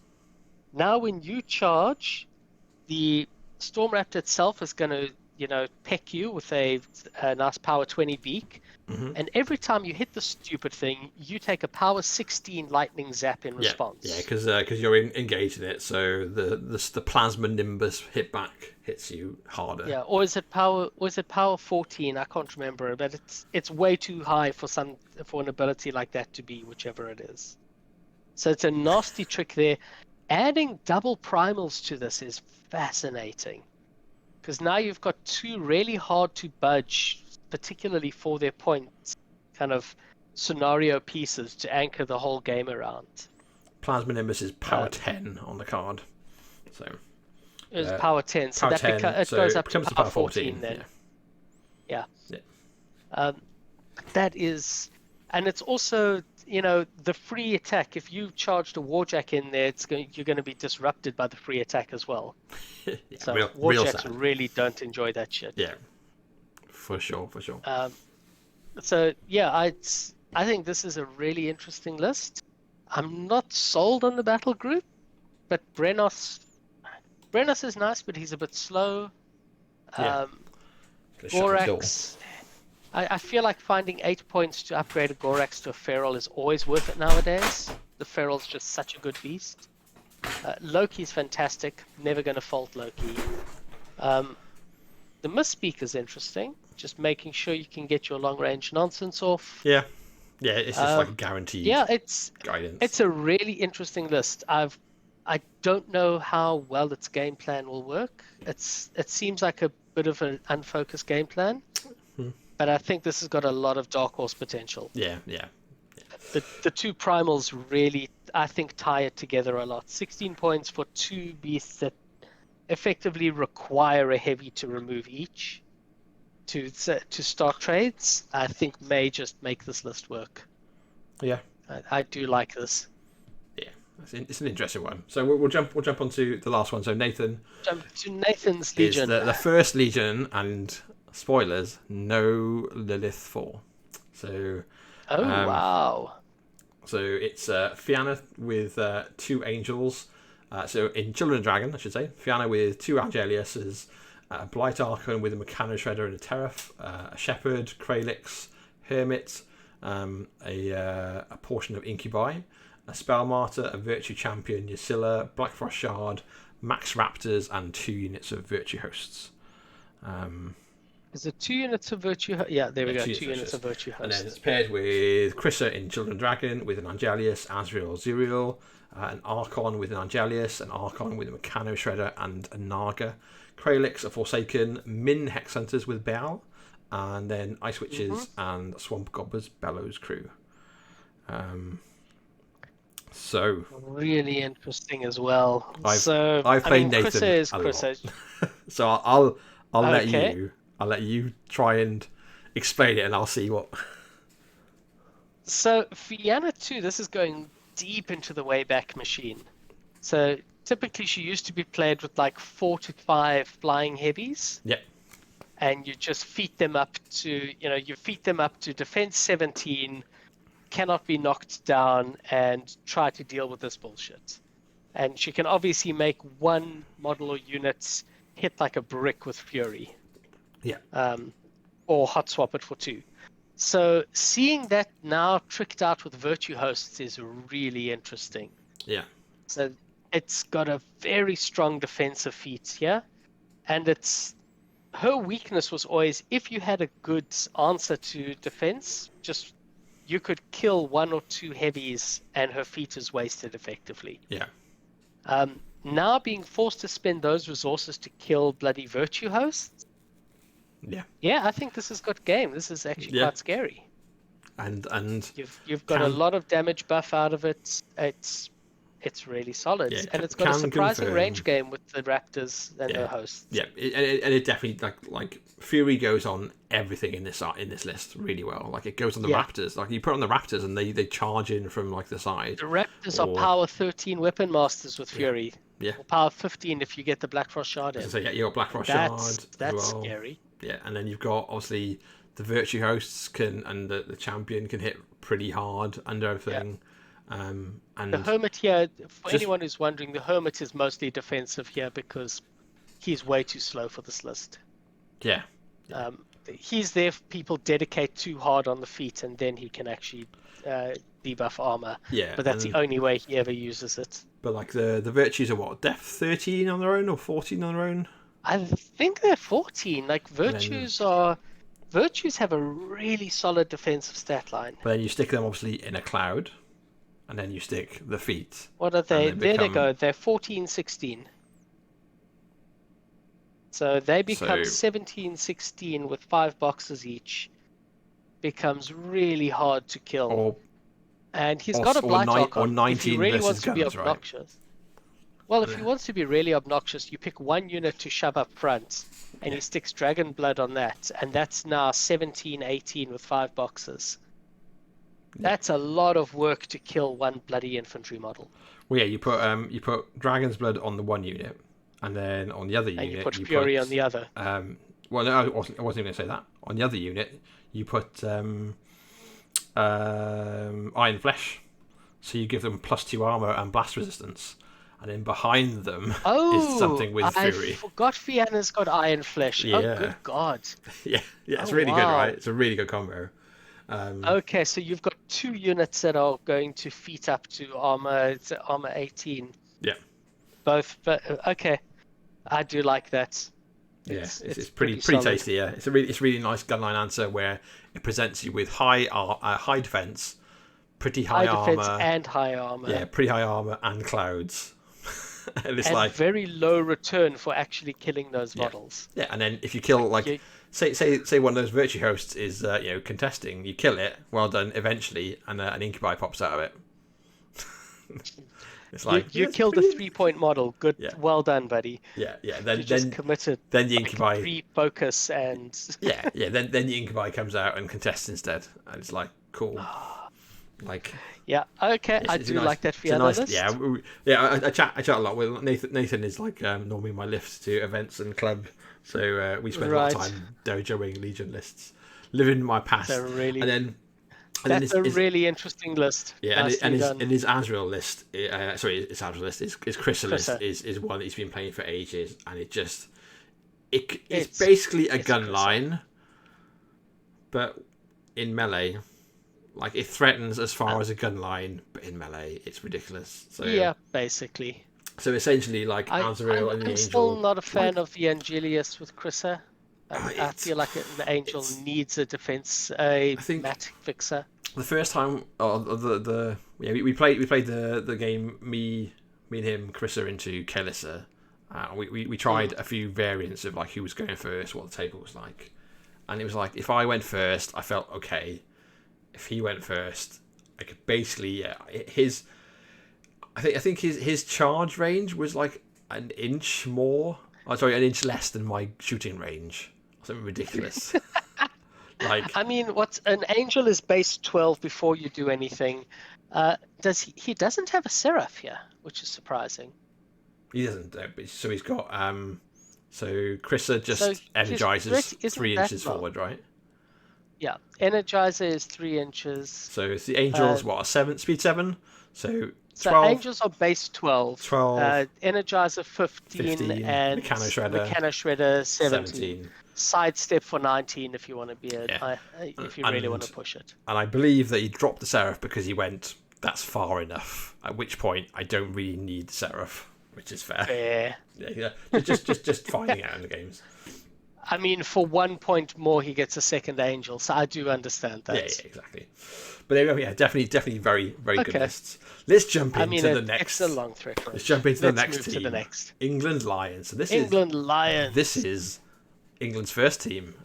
So it is Andy playing Circle, Chris on Retribution, Dean with Legion, Golly with Signar, and Ryan with Crystal Guard. So let's have a little look. So let's start with Andy. So there's no doubling up on factions, and these are all factions that are in a very, very good position. That are in a very strong place. Arguable about Signar. Yeah, Signar's the outlier, but it's Golly. I don't know whether he just didn't want to borrow my Dreadrots again, or he wants to try to make Signar good. But we've got so Andy's on Circle, so he's got Kaya 3 in Wild Hunt. With a Feral Warp Wolf, a Gnarlhall Satyr, Loki, a Pureblood, a Riphorn, a Shadowhorn, and a Wild Argus. A Wayfarer, Kruger Zero with the Walled Weird, 3 Warwolves, Shifting Stones, Min Wolves of Orboros with UA. as it should Yeah. be. But yeah, and Yeah. then that's Io 3 is interesting there, though. paired with Wormwood in Devourer's Host, with a Feral, Getrix, and a Shadowhorn Satyr, a Dunian Archon, 3 Gallows Groves, a Tharn Ravager Shaman, Boil Master and Spirit Cauldron, Bridget and Core, 2 units of Shifting Stones, Min Blood Pack, Blood Weavers with Haruspecs, and Max Ravagers with Chieftain. Like, okay. So I played. Thanks guys for watching. Okay. This might be 2-parters. We'll find out. So the Kaya list I played into the other week, and I've played it to other people on the table at the same time. I think Kaya 3 is really good. Just is a solid option. I think you I would prefer that Pure Blood was a stalker, but that's really a minor issue. I love the fact that he's picked up 3 satyrs. I do believe the satyrs are grossly underpriced currently, and yeah, they're fucking 3 satyrs. If I were looking to abuse the shit out of satyrs, I'd look at Kaya 3 or Kaya 2. Yeah, like that. This is where I'd be looking to do it. Yeah. They are grossly. The Riphorn is my go-to example.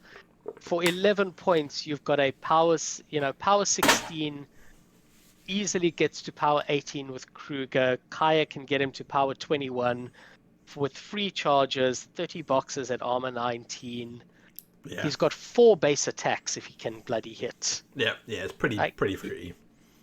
Is for 11 points, that thing is a steal. And honestly, at 10 points, the Gnarlhorn and the Shadowhorn are just as good.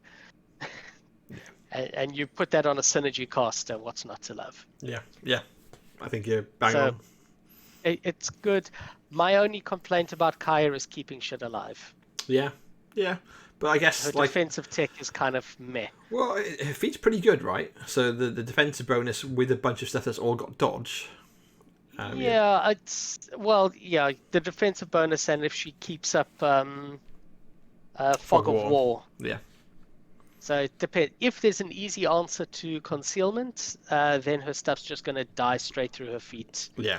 I found a lot of stuff just answers her feet and makes it feel like you didn't even bother. Yeah. That's my issue with her feet. Yeah. In a lot of ways, she feels like a worse Cray that can take much better warjacks. yeah. But I do like how tricksy it gets as well. Just like the feating to be able to walk through enemy models and then jump with your satyrs and stuff. It's like all pretty spicy. I would have liked to see her well. I've always found my biggest problem with Kaya 3 is actually her fury, and her control area is really limiting. Maybe, and I'm not super sold by the wolves with Kaya. I mean, the wolves are relatively cheap, 7 points for potentially weapon master ambushes. Yeah, I guess so. Yeah. I don't think you can ever go wrong with them. Yeah, they're pretty cheap for what they do now, which is good. Yeah. What do you think of the Wormwood list then? The Devourer's Host coming back. Oh, so I mean, this is bringing back memories. Wormwood Devourer's Host used to be my go-to like 3 years ago in Circle. Yeah. I really love Wormwood Devourer's Host. I think Feral Ghetto Shadowhorn, I can't fault that at all. It's really interesting. Personal preference, I would have loved to see the Blood Trackers, especially now that Windstorm or whatever the hell it's called now that Kruger 2 and the Old Witch cast doesn't screw over the range 7 Blood Trackers. So I think I would have liked to see them instead of the Blood Pack. But honestly, I mean, it's Wormwood in Devourer's Host. It hits like a brick. There is stuff that can get through it. I don't know if it's the strongest version of Wormwood, but it's certainly not weak. Like, not by any stretch. And if you haven't seen this before, it really is going to catch you off guard. One of the biggest weaknesses Wormwood has in most other lists is he's got an order of activation problem with his feet. He feats, and then he's blocked line of sight for his own models. Yeah. So he wants to go first because he wants to cast Curse of Shadows. But then once he's done that, his feet blocks line of sight for his own models. So he really has a bit of a tricky problem there. If you brought Tree Walker with everyone, then you're in a lot better spot.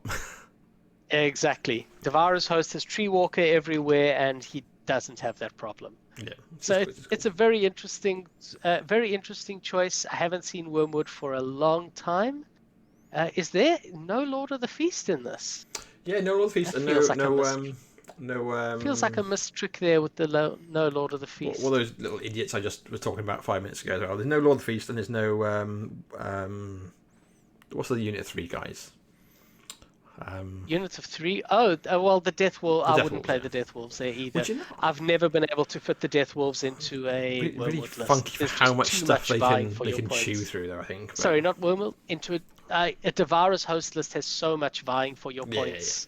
Yeah. I've never been able to fit them in. Right, let's bounce on to some Retribution. So Chris Clare running Falseer Gorshade. So the Falseer list is in Forges of War with Discordia, Double Manticore and Silas, 3 Mechanics, Ilara with Double Gorgon, Hermit, an Artificer with a Griffin, Jack Marshalled, 2 units of House Shire Arcanists and a Dawnguard Trident.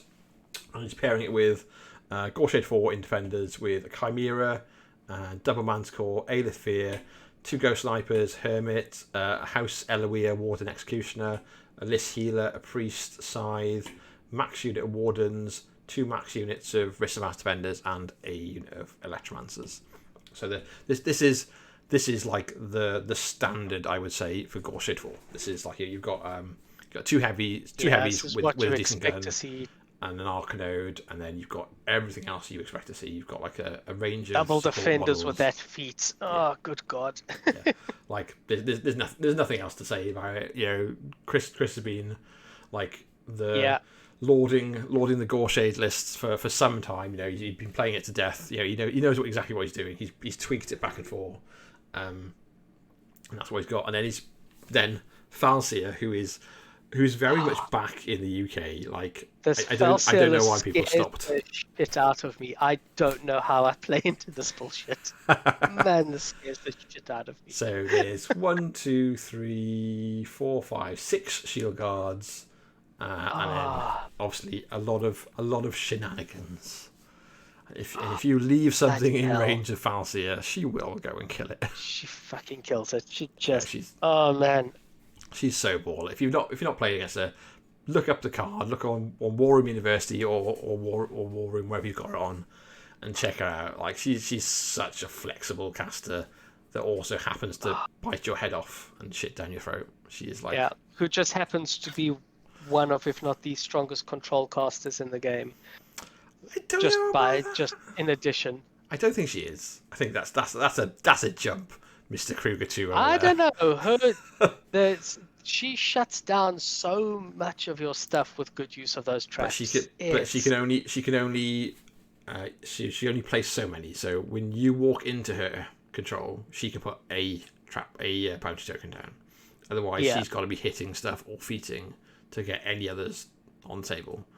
So I mean, you have to walk something into her control. Like that's not an option. Yeah, but but you can mitigate how much, because obviously she only gets from her hitting stuff. She only gets a token for every model she damages on her initial.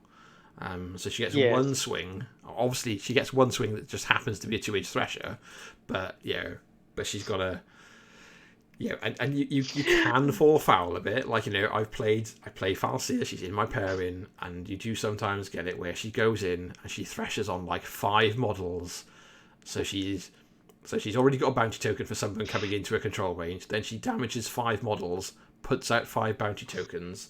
Then she feats, and then she can you can change them into prey upon, and then put down 5 more bounty tokens and change them into whatever she wants. Oh, she's so good. Oh, she's so good.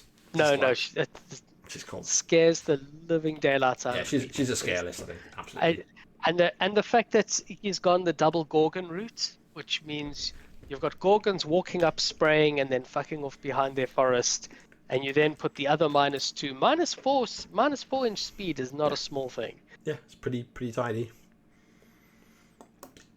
No, that is one bastard of a control list. Yeah, it's nice. Yeah. Right, let's jump on to Dean. To say? So Dean is playing Legion. So there's a couple of changes here. This is if in fact, let me put the lists back in the chat so people can keep up and watch. But there are a couple of changes. So Conflict Chamber isn't up to date. The important thing is Lilith 2 is Lilith 4. It's Lilith 4, yeah. That's a really important one. And I think that's the only change in this list. I think that's it. That's the only one. Yeah, just Lilith 4. So this is Lilith 4 in Children Dragon with Azrael, a Bolt Thrower, Typhon, an Archon with Meccano Shredder and Naga, a Shepherd, a Sapper, Pharaoh Sapper, 2 Spell Martyrs, 2 Forsaken, 2 Virtue Champions, Drusilla, Ice Witches, and 2 units of Virtue Host. And then that's paired with Veil 1 in Oracles of Annihilation with 3 Angels, a Blight Archon with a Seraph and a Meccano Shredder, 2 Shepherds, Thagros Zero with Typhon, Drusilla, Min Hex Hunters with Baal, and Ice Witches. So, I really like how, before you start, rubbing all over Lilith 4, I really like how Lilith 4 is definitely a really strong caster, but I really like how that she's not just cookie cutter. You can't just go. She's not a mono build, which is really interesting. You can't just go, I'm playing against Lilith 4. This is the build that I'm expecting. It's I'm playing against Lilith 4, and you look and go, oh, which version? Is it the one with all the Virtue Hosts? Is the one with Archers? Is it the one with extra Ravagors? Is it this? And there's a really good variety of ways to play. Well, I think it's really interesting. When we've been we've had some of the Americans over to chat to us. Yeah. And they're seeing Lilith 4. That's 3-4 Ravagors. Yeah, very different build. They're playing very much into the broadsides. They want to be pirates, don't they? Yeah, a little bit. Say broadside, and people are like, yeah, I'm in. Let's make use of this spell. I mean, basically. And broadside is being seen almost as a trap by most of the people on this side Most of the UK, pond. yeah, I think so. And they're saying, no, she's all about mortality and what she can personally achieve with her gun. Yeah. So quite a different approach. And it's why the Virtue Hosts are so solid here. Yeah. You've got models that have automatic boosting mechanics, and then you give them mortality in addition. Okay, I see that. Yeah. The Virtue Hosts make very good use of deflection, which is great. Yeah. Just overall, it's a list that's confusing because it doesn't look like it's got a whole lot to it. Yeah. I think it's more of a tooly and tech big list. Thing to kill. Typhon and Azrael, right? You kill Typhon or you kill Azrael, and you don't actually pull much of the teeth out of this list. Yeah, but they're the only chunky targets to really go for. Yeah, with mortality, she can make the stuff hit hard enough to still anything worry can. about it. The Virtue Champs still hit like utter bricks. Yeah. The Blight Archon with mortality can take out a heavy without batting an eyelid. Yeah. It's nice. It's nice. And then the Veil list is one that the Dean's been practicing for a good while, and it just will come from 20 inches away and kill you. I mean, because that's what he did to me at the This is a high risk, high reward list. Yeah, definitely. If he's, and this is a list that really wants to go first. Yeah. So I'm quite surprised he's played it in Oracles. I suppose he desperately wants Thagros. Yeah. But this list really wants to go first. Otherwise, he's relying so hard on terrain because he's got 3 angels, and any amount of decent guns will shoot an angel off the table each turn. Yeah. That's not difficult. Yeah, but I think he's trying to distract people a bit with the Hex Hunters. Yeah, maybe, and the Hex Hunters as well are really good chiller targets. So he just puts chiller on them. They just run into spots where they can apply chiller to wherever he wants to go and kill if it's a tricky target. But also, power 13 hex bolts become power 15 with what's it called? With insight. With the insight, that's not nothing. It is not indeed. Right, yeah, but I think it's a good little pair. So on to Golly. Yeah. So Golly's gone back to Signar for the event. So Haley 3 in Gravediggers with a Stormclad and Thorn, obviously Thorn. Mm-hmm. Maxwell Finn. Anson Hitch, Hermit, a Patrol Dog, 2 Trenchbusters, Alexia, Alexa and Arisen. Min Trench Commandos with Officer and 3 Scattergunners. A Trencher Express team with Captain Carly. It's a bit bonkers. Max Trencher Infantry, Max Trencher Long Gunners with the Officer. And that's paired with Gav, who's left us, but you'll watch us back on YouTube. Is Striker 1 in Flame of the Darkness with a Blockader. Striker 1, with Striker 1 Gabriel things. Throne, Hermit, Lieutenant Alison Jakes with Gallant, Morrow Archon, Ragman, 2 Thanrite Archons, Min Mechanics, and then Max Precursor Knights with the Officer in Standard, again for the power swell, and 2 Battle Priests. Yeah. So like this could be like step back to like the start of the pandemic, maybe a bit before. This feels like 3 years ago. Yeah. Carly's new to like the stuff, right? She wasn't out then. Yeah, Carly's and, new. And she's real good, and obviously She Thanrite is very Archons good. got better, so they pay an extra point but get to shoot a lot more. So Well, yeah, there we go. Hammer the Archon button.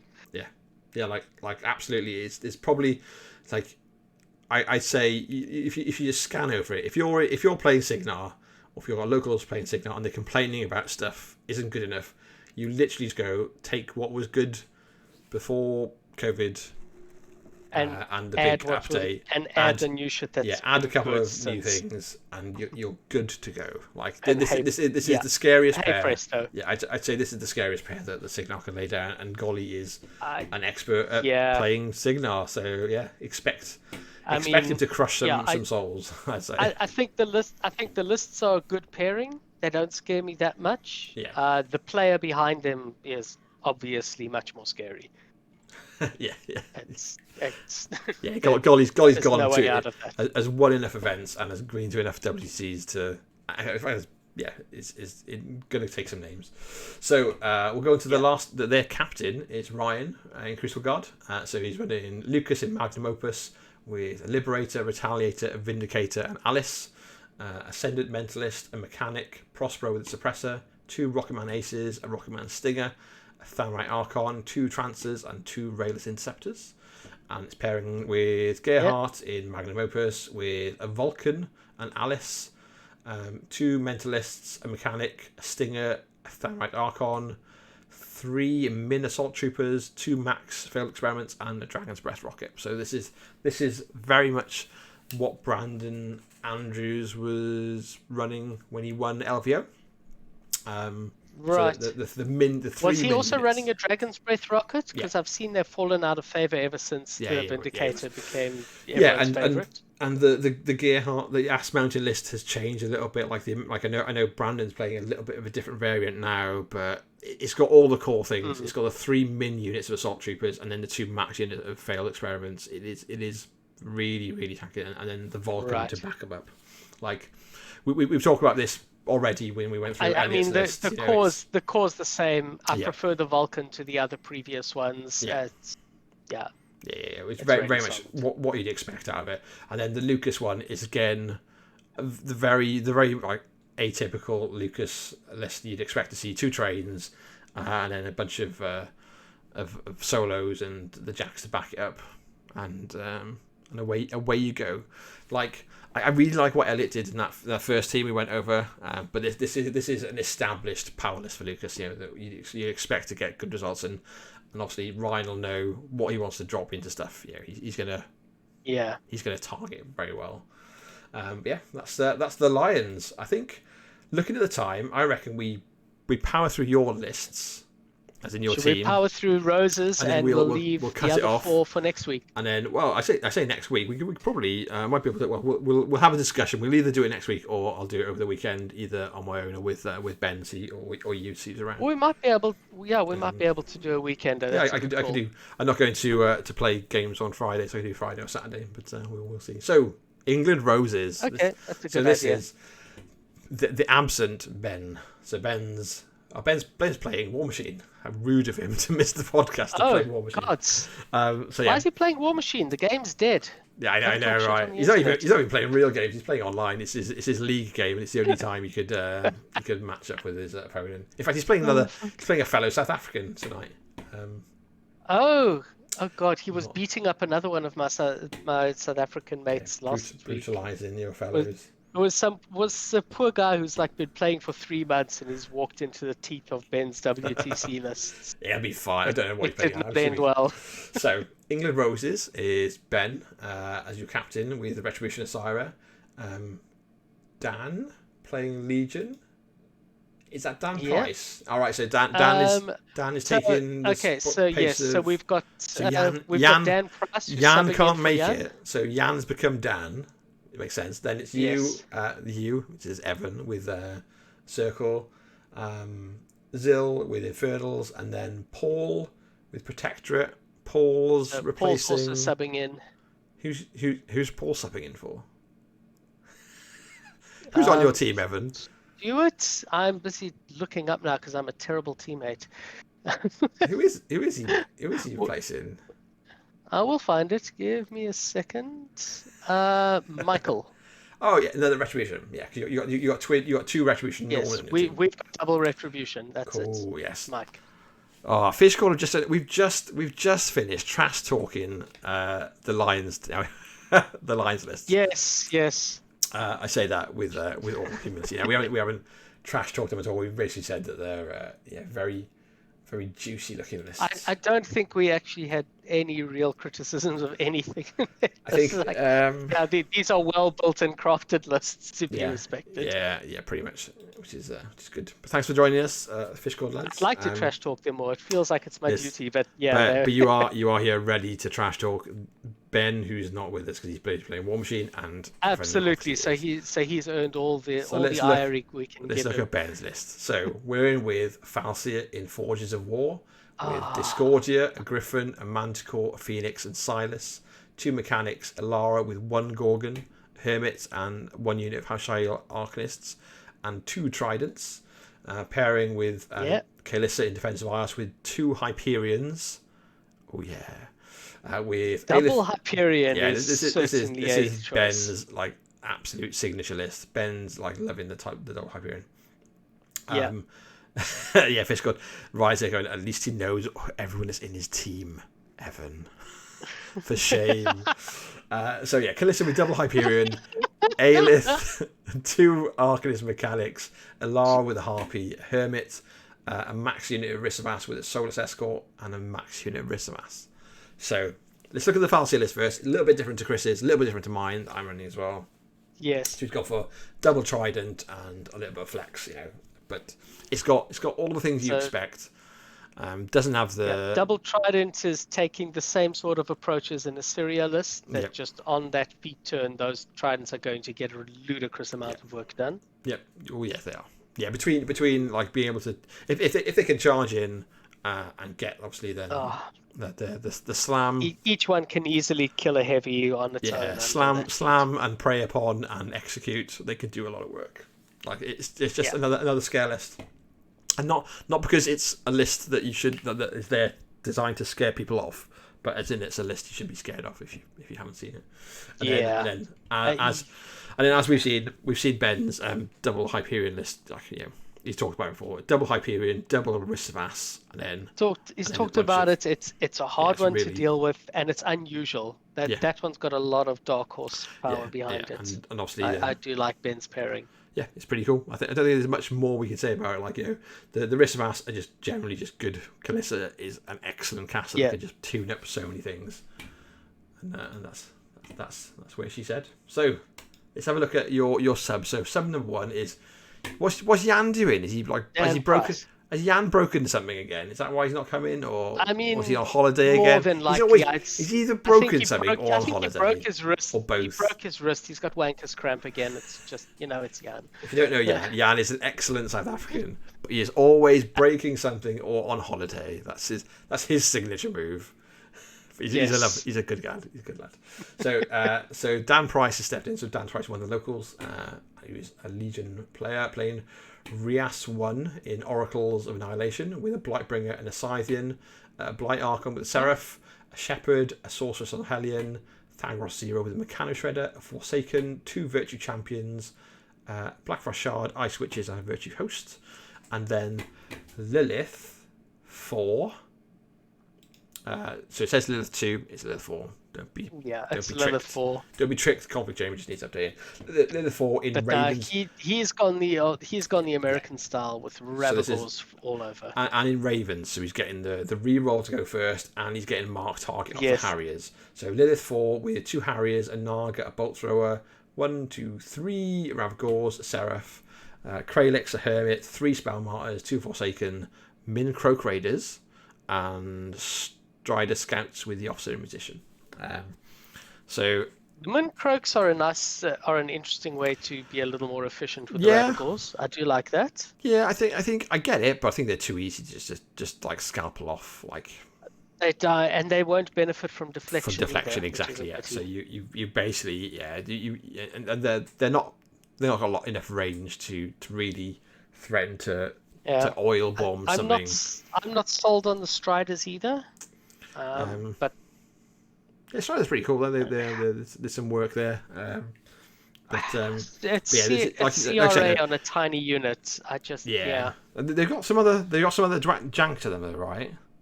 So Dan is they've got bugger all. They've got bugger all jank. I'm gonna look them up because Dan is like king of playing janky shit. He loves just coming out. Yeah, and like, this is what this does, and you're like, what? So I mean, they're AD, they're stealthy. So AD stealth, Pathfinder, combined ranged. They've got Lure, which is you can friendly Lure is nice, but I mean, you're playing Ravagors who don't want to charge. Really so what's Lure for? Yeah.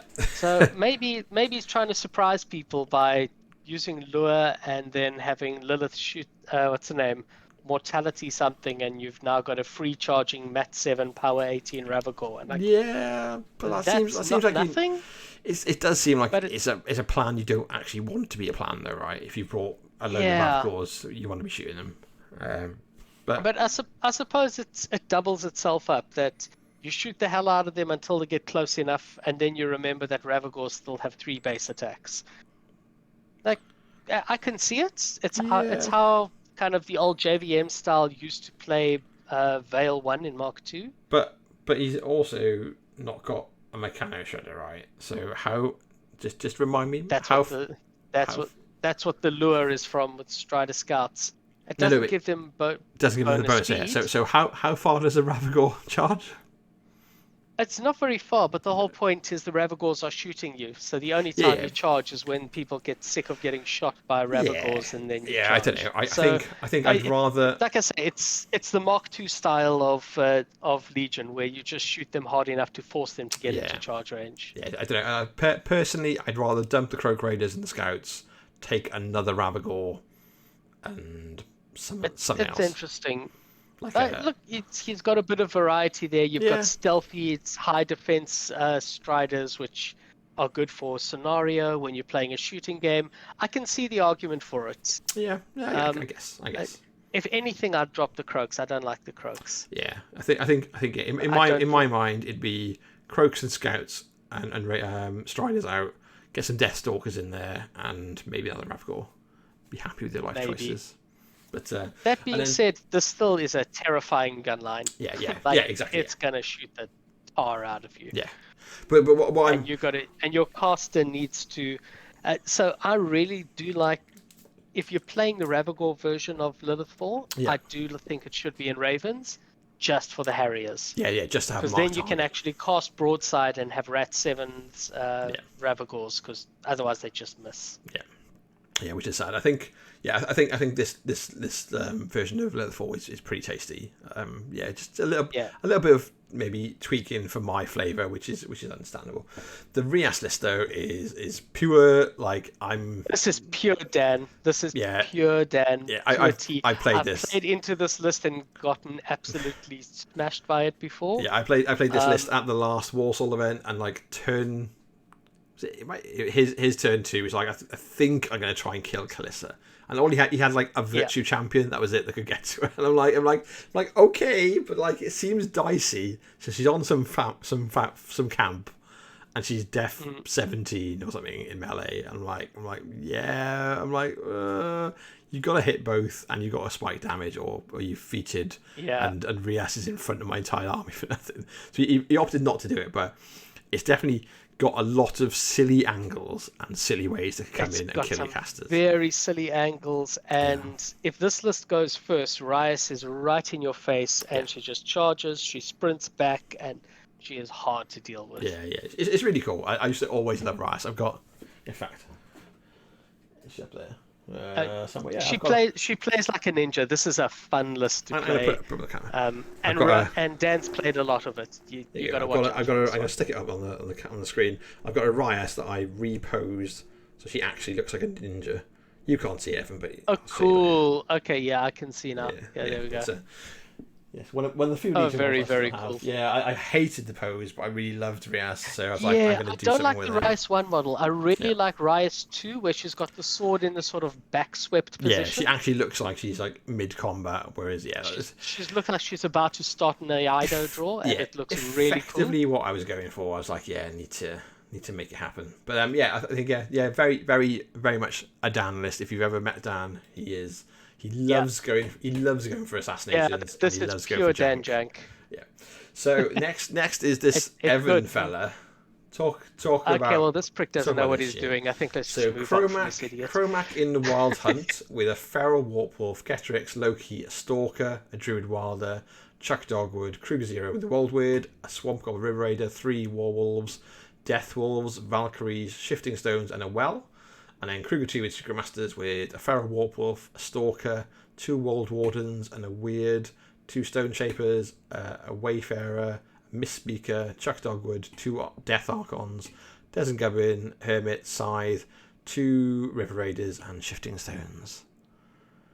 I believe this was the best. This was the best circle player at the Welsh Masters. Is that right? Yeah, but clearly, I mean, the lists are clearly just useless. And what I heard was this guy just got 6 players to absolutely lie down and concede just by sheer force of sparkling personality, because the lists themselves are useless. I mean, that's the only justification I can. Fooling no one. So yeah, we've talked about the Kruger lists, and this is you put a bit of a tweak to it, haven't you? Right. So there's been a slight tweak to few this tech list. choices. I took out Lanissa. Well, one choice. I took out Lanissa Rissel and I put in a Black Lad Wayfarer because you can sack pawn. That's just I'm tired of people sniping out Lanissa, and the Black Lad has sack pawn, and I've got 5 million. Hard to kill. What's it called? And minions in there. So. Yeah, that was a fairly easy trade, not a problem. And I mean, it's Kruger doing Kruger things. The list shoots shockingly hard for what looks like shouldn't be much of a ranged game. Yeah. And then the melee power of just the wolves is really scary. And then it's Kruger, so he cheats. I mean, that's really it. It's Kruger and he cheats. That's what it does. What he does. And the big thing there is, I was talking about this earlier, it's in Secret Masters, which means Kruger can really blow his stack. Yeah, and you can really play it to the wind. Pawn. You can't kill him. So that's really big. Yeah, and then Chromac obviously with is Chromac, more interesting. You've got the Well, as you said, is like a go-to. You've got to have it, I think, to make the most out of it. The Well is a must. Yeah. Anyone playing Chromac without a Well, I would say, is just doing it wrong. No debate at the moment. So my flex over here is the Valkyries and the Death Wolves. Yep. That's the flex that makes my take unique. The Valkyries are really, I'm terrified of the guns that Retribution brings. No one else really. Retribution really terrifies me, and the Valkyries let me play a bit of an honest game into Retribution. And the Death Wolves, I really like the Death Wolves. If the stars align, you get some extra corpses onto them through the Well. Most of the time you don't. Most people know enough not to let you get free corpses onto the Death Wolves. But even without that, the fact that the Death Wolves now each start with a corpse means you can really you can block lanes up in obnoxious ways that normally would have been fairly trivial to free up. Yeah. And now just take way more resources than people were expecting. You're willing to spend, or you want to spend, rather. Yeah. And if you really want to, push that completely, you can set up 2 lines with the shifting stones and the death wolves, and then even if someone out threats you, they're not getting to your Wolf Stalker. Yep. It's just a bridge too far to get through both of them. Yeah, makes sense. Right. So yeah, you've had your time. You and your dirty circle list. We know how good they are. yeah. We've talked my circle list to death. Let's move on. Yeah, if you want to, if you want to listen to podcasts already. I say, if you want to listen to more of Evan's particular circle lists and what they've played into, listen to the post Welsh Masters rundown where me and him both go through our lists with Rob McCormick, who won the event. So next is your second sub. So Paul Sheard is coming in to help you guys out running Menoth. Yes. And who's he replaced again? He's gone back to Menoth. Who's he? He's replaced Michael. Ah. You tried. I saw the trap. I saw it. So he played Menoth at the Welsh Masters. He won best in Menoth out of the 2 players. I think this is the pair that he played as well. And he's let it go to his head, and he's bringing Menoth again. Yeah, so he came like 14th or something in the Welsh, or 15th. No, he did really well with him. Reasonable. So the pairing is Krios 2 in Faithful Masses with 4 Crusaders, Fire of Salvation, an Inditer, Hierophant, High Paladin, Dartman, Vilman, Tristan Durant with another Inditer, 2 Vassals of Menoth, 2 Min Choirs, and 2 units of Initiates. And 2 Initiate units. And then Harby. I must confess, I don't understand this list. Good luck. And then Harby in Faithful Masses as well, with 3 Templars and Hierophant, 2 Kicky Monks, Allegiant of the Order of the Fist, if you must, 2 Champions, the Order of the Wall, Vilmon, Durant with an Inditer, and Menite Archon, Min Choir, 2 Initiates of the Wall. I don't know. I was going to say I think there was something different about his list, but no, it's not. And then the Covenant of Menoth, the normal Covenant. Right. So he got normal Covenant. Yeah, normal Covenant, and then when we get to Zil next, he's got the cheaty Covenant. So the thing here is this is why he played at Welsh, and very much I think people have forgotten how to play into Harbinger. People aren't prepared to play into Harbinger, which means she's good again. And he's gone really ballsy with Harby. He hasn't brought a Devout. Yeah, just sit at the back. Yeah, you'll be fine, right? He's busy. Well, you can't quite sit at the back because then you're not applying awe and you're not applying martyrdom. Sit far enough back, right? So the Harby list is very much like the old Harby lists with a bit of tweaks, because obviously you've got to pay for initiates these days, which is why most people have abandoned Menoth. Super they couldn't get over it. They couldn't get over having to pay for initiates rather than having 3 shield guards, armor, whatever. Prism. Who's Prism in the chat? Sorry, buddy, if we missed your list, we could have a brief look back over it. I think Harby doing Harby things, and then the Krios is very much like the Jack spam. Krios got like the funky abilities to shut down. So that's not what I mean. I would have expected if you're playing Krios 2 that he's an exemplar caster and he's gone heavy into the Jacks for them. I think I'm taking a look on War Room for what I've missed, because Paul knows what he's doing. I'm assuming this is grand things, exemplar. Where is he? Grand exemplar Krios. His feet is the auto hits. Yeah. Battle charge, so he's getting counter charge with all of them. That's cute. Castigate cannot be used to channel spells or be forced to cast an animus. I mean, Castigate is really solid. It's a nice little shutdown spell. Prism's Ben. He's just messaged me. You could just jump in if you want to, but yeah, we kind of like span over your list pretty quick. We just explained that they're pretty trashy on a scale of what now we basically covered it by saying Falsier on a scale of scrub to trash, it's somewhere in the middle. But now we basically explained the Falsier list, not too dissimilar to the one that Chris has got that we went over a couple of teams ago. Very much as a scare list where you need, as in you need to be scared of it. It'll hit you like a fucking truck. Be prepared. And then we kind of covered the Calista list by saying you've talked about it about 1 million times on the cast already. So go and listen. Go and listen to other content if you want to listen to Ben us talk about those talking in about detail. double Hyperion, double Misabas. But it's good. But yeah, I think the Krios is an odd one. I looked at it. And I thought Krios 3. I was about to start talking about Krios 3 until you pointed out that it is in fact. It really Krios seems 2, like it's playing off the strength of Castigate, which is an odd one to be playing off. Yeah, but there is a lot of spell casting and a lot of animi in the game right now. So maybe that's what it's bringing. He's basically doing what you were doing with Chromac, right? He's just going. But it doesn't stop you casting spells. It stops you channeling, and it stops you casting animi. So it stops you doing the Lucas thing of running up an arc node. Yeah, which is fair. Where is the big? But if you're worried about people casting spells at your warjack, you're playing Menoth and you have a choir. So I'm a little. Yeah, I'm a little confused by it, but I know that I can guarantee Paul knows this much better than me. That and this is another case. I'm absolutely missing something on this one. As I say, this is another case where people are going to be looking at this in the run up to the event and in the pairing process and go, "What the fuck am I meant to do into this list? Or what is this list meant to do into me?" And Paul will know what he wants to do. What am I missing? What's going to catch me off? Yeah. So he'll be looking at you going, "I know my plan." You'll realise what it was. Yeah. And it's too late. Which is fair. He's got some interesting abilities. And Harby is Harby.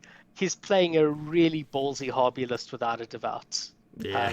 This is sure. I'm not going to be scared. I'm just going to take no prisoners. Yeah, which is cool. Make bold plays. A little bit of a Star Trek style. This is a very gutsy list. Let's jump on to the last member of your team. So Zil is playing Infernals, who are not dead. He's playing Zatroth in Dark Legacy with a Forebodar, a Harvester of Souls, the big ugly bitch itself. Lord of Roger de Varios, Rimwood, Eilish, Princess, Hermit, Nicaea, 2 Wretches, Max Cultists with Orin, Max Cultists, Max Howlers, and Negate. And he's paired it with Fiora 3 in Hearts of Darkness, with a Devout, a Judicator, Hierophant, Eilish, Princess, Hermit, Sebi Zero with a Reckoner and a Redeemer. For those who haven't seen Guardian, this is the Harbinger, the new pretty ugly Min Choir and Max Howlers. So Ryan reckons that it's not that bold to not run the Devout. I guess so. Sorry, it's not that. So Ryan's saying he doesn't think it's that bold. It's not that bold to not run the Devout. Maybe. Again, Ryan would know Menoth better. The lesser spotted Menoth players out there in the wild. The lesser spotted Menoth player who's given up on Menoth and gone over to the dark side of Crucible God. Gone over to good factions. Yeah. Meanwhile, so David Attenborough is looking for you. If you haven't noticed, the next series on BBC will be Menoth players in the wild. But yeah. But onto the Infernal list. Zil's been playing the Fiora list. It's really, really solid. It's got such an assassination threat, turn on turn. The Reckoner, the Redeemer, the Judicator sprays, and Fiora sprays. I'm not sure if you mentioned, but the model that is missing there is the epic book. Yeah, so the Fiora 3 has got as the Living Covenant. So Fiora can go up. Apply her sprays, apply her feat, then repo backwards, and then the book can teleport her to safety, which is why the list becomes good. Or alternatively, if you don't have enough kind of free shots, it can run forward, and then it can enable her assassination by teleporting her forward next turn. Yeah. If you don't have enough free shots to kind of ping off 5 health, because it's the same as the Hermit, the same as the first book. Yeah. It doesn't matter what power strength you are, you got to shoot the stupid thing 5 times. Unless you're Ben and you brought 2 crit consume guns and you're happy. Or unless you brought crit consume guns, or you brought Baron Tongue Lick, or Baron Tunglick, or even 2 what's the name, Ghost Snipers. Yeah, easy peasy. Easy You know, peasy. you need some very specialist tech to not do it in 5 hits, and a lot of lists, especially battle group heavy lists, won't have enough free attacks to do it. Yeah. So it can get quite aggressive. Yeah, which is cool. But yeah, I think if you experience Zill, he's a lovely guy. He's been running the Fiora list really well for some time, and Yeah. it's a very, very full on assassination, and casters quite easily will walk into it. And if not, then it's got just the attrition basically. And then Zatroth's list is well pretty much, I think, the standard, because it's the only Zatroth list I've seen. I wasn't sold on this list until I had to play into Zill, Yeah. and I wasn't sold on the Howlers in Zataroth, and I have come around. I've come around completely. Yeah. Your biggest problem with Infernals in Dark Legacy right now is just that things are fast, and they're fast enough to charge and kill like 3 or 4 heavies on that alpha. Yeah. It's not just kill one, and it's a problem for Infernals to recover from that. It's just it's too soon for them to get their overwhelming kind of bulk on the table. And the Howlers really change that up, because you're charging and you're killing 1 or 2 medium-based infantry instead. Yeah. And it just gives you the time to grind out. So I really like the Zataroth list. Yeah, it's pretty cool. So yeah, that is England Roses. So we've covered the first 4 teams. So that was Seventh Bridge, who were basically the Welsh players plus some of the Swindon meta who have subbed in for all of us that are on holidays and stuff. England Bulldogs, England Lions, and England Roses. So that's the 4 WTC teams. But we have gone maybe a little bit over, and then we've got Mammoths, who are from the northwest. Owlface, which are the locals, the Walsall team. Team Flail, which is Epic Flail and the York meta. Of course, and then the Epic Flail guys. And then Team Inverted, which is a bit of a combo, I think, of the Wirral. I think it's like Ben's meta, like up in the northwest again, but with some people from all over who've sort of been dragged in. So what we'll do is we'll call it in a minute or two, and if you want to watch the next bit, we'll have a little chat, and we'll see if we can do the second part over the weekend rather than next week. We will see, but if not, we can always do it next Thursday. But yeah, thanks for joining us. Thanks for watching. I can. But yeah, that's been really great, and we will speak to everyone shortly. Yeah, and then don't forget, you can use your Prime subscription on Twitch if you want to follow us here and avoid the adverts. I'll do some changes onto the Twitch stuff shortly, because Twitch have just changed some of the setup for affiliate streamers. And then obviously you can check us out on YouTube. It'll go up on YouTube and on like Spotify and iTunes and then Apple Podcasts and stuff like that. So that'll go up quickly enough. And you check out the description that will be on YouTube, and on the show notes afterwards. You can check out the affiliate link for Wayland if you want to buy toys in the UK. It'll help out eventually. I might actually own my own trident one day. And check out the Patreon too. I'm going to start using my Patreon I'm going to do a little bit more painting stuff and hobby stuff, as well as games. And then the games that I'm recording, that are on Twitch, I think we'll have the full games available on Patreon, and you'll get a bit of early access to the bat reps I'm doing as I record them, rather than having to wait a couple of weeks. So yeah, support me. Maybe I can have a model. It's hard being a single dad. I can't afford fucking tridents. Help a brother out. Yep. This is what wave serpents are for, man. Yeah, absolutely. That's my fun times. But yeah, thanks for joining us, and we'll catch you either over the weekend. Well, I'll definitely be on over the weekend doing something or other, some hobby shit, and yeah, we'll cover the next wave of those teams. So the Mammoths, Owlface, Team Flail, and Team Inverted on the next cast. So until then, thank you very much. Catch you later. Bye bye. Right. Cheers, gentle folks. Thanks for joining Chaos Spawn.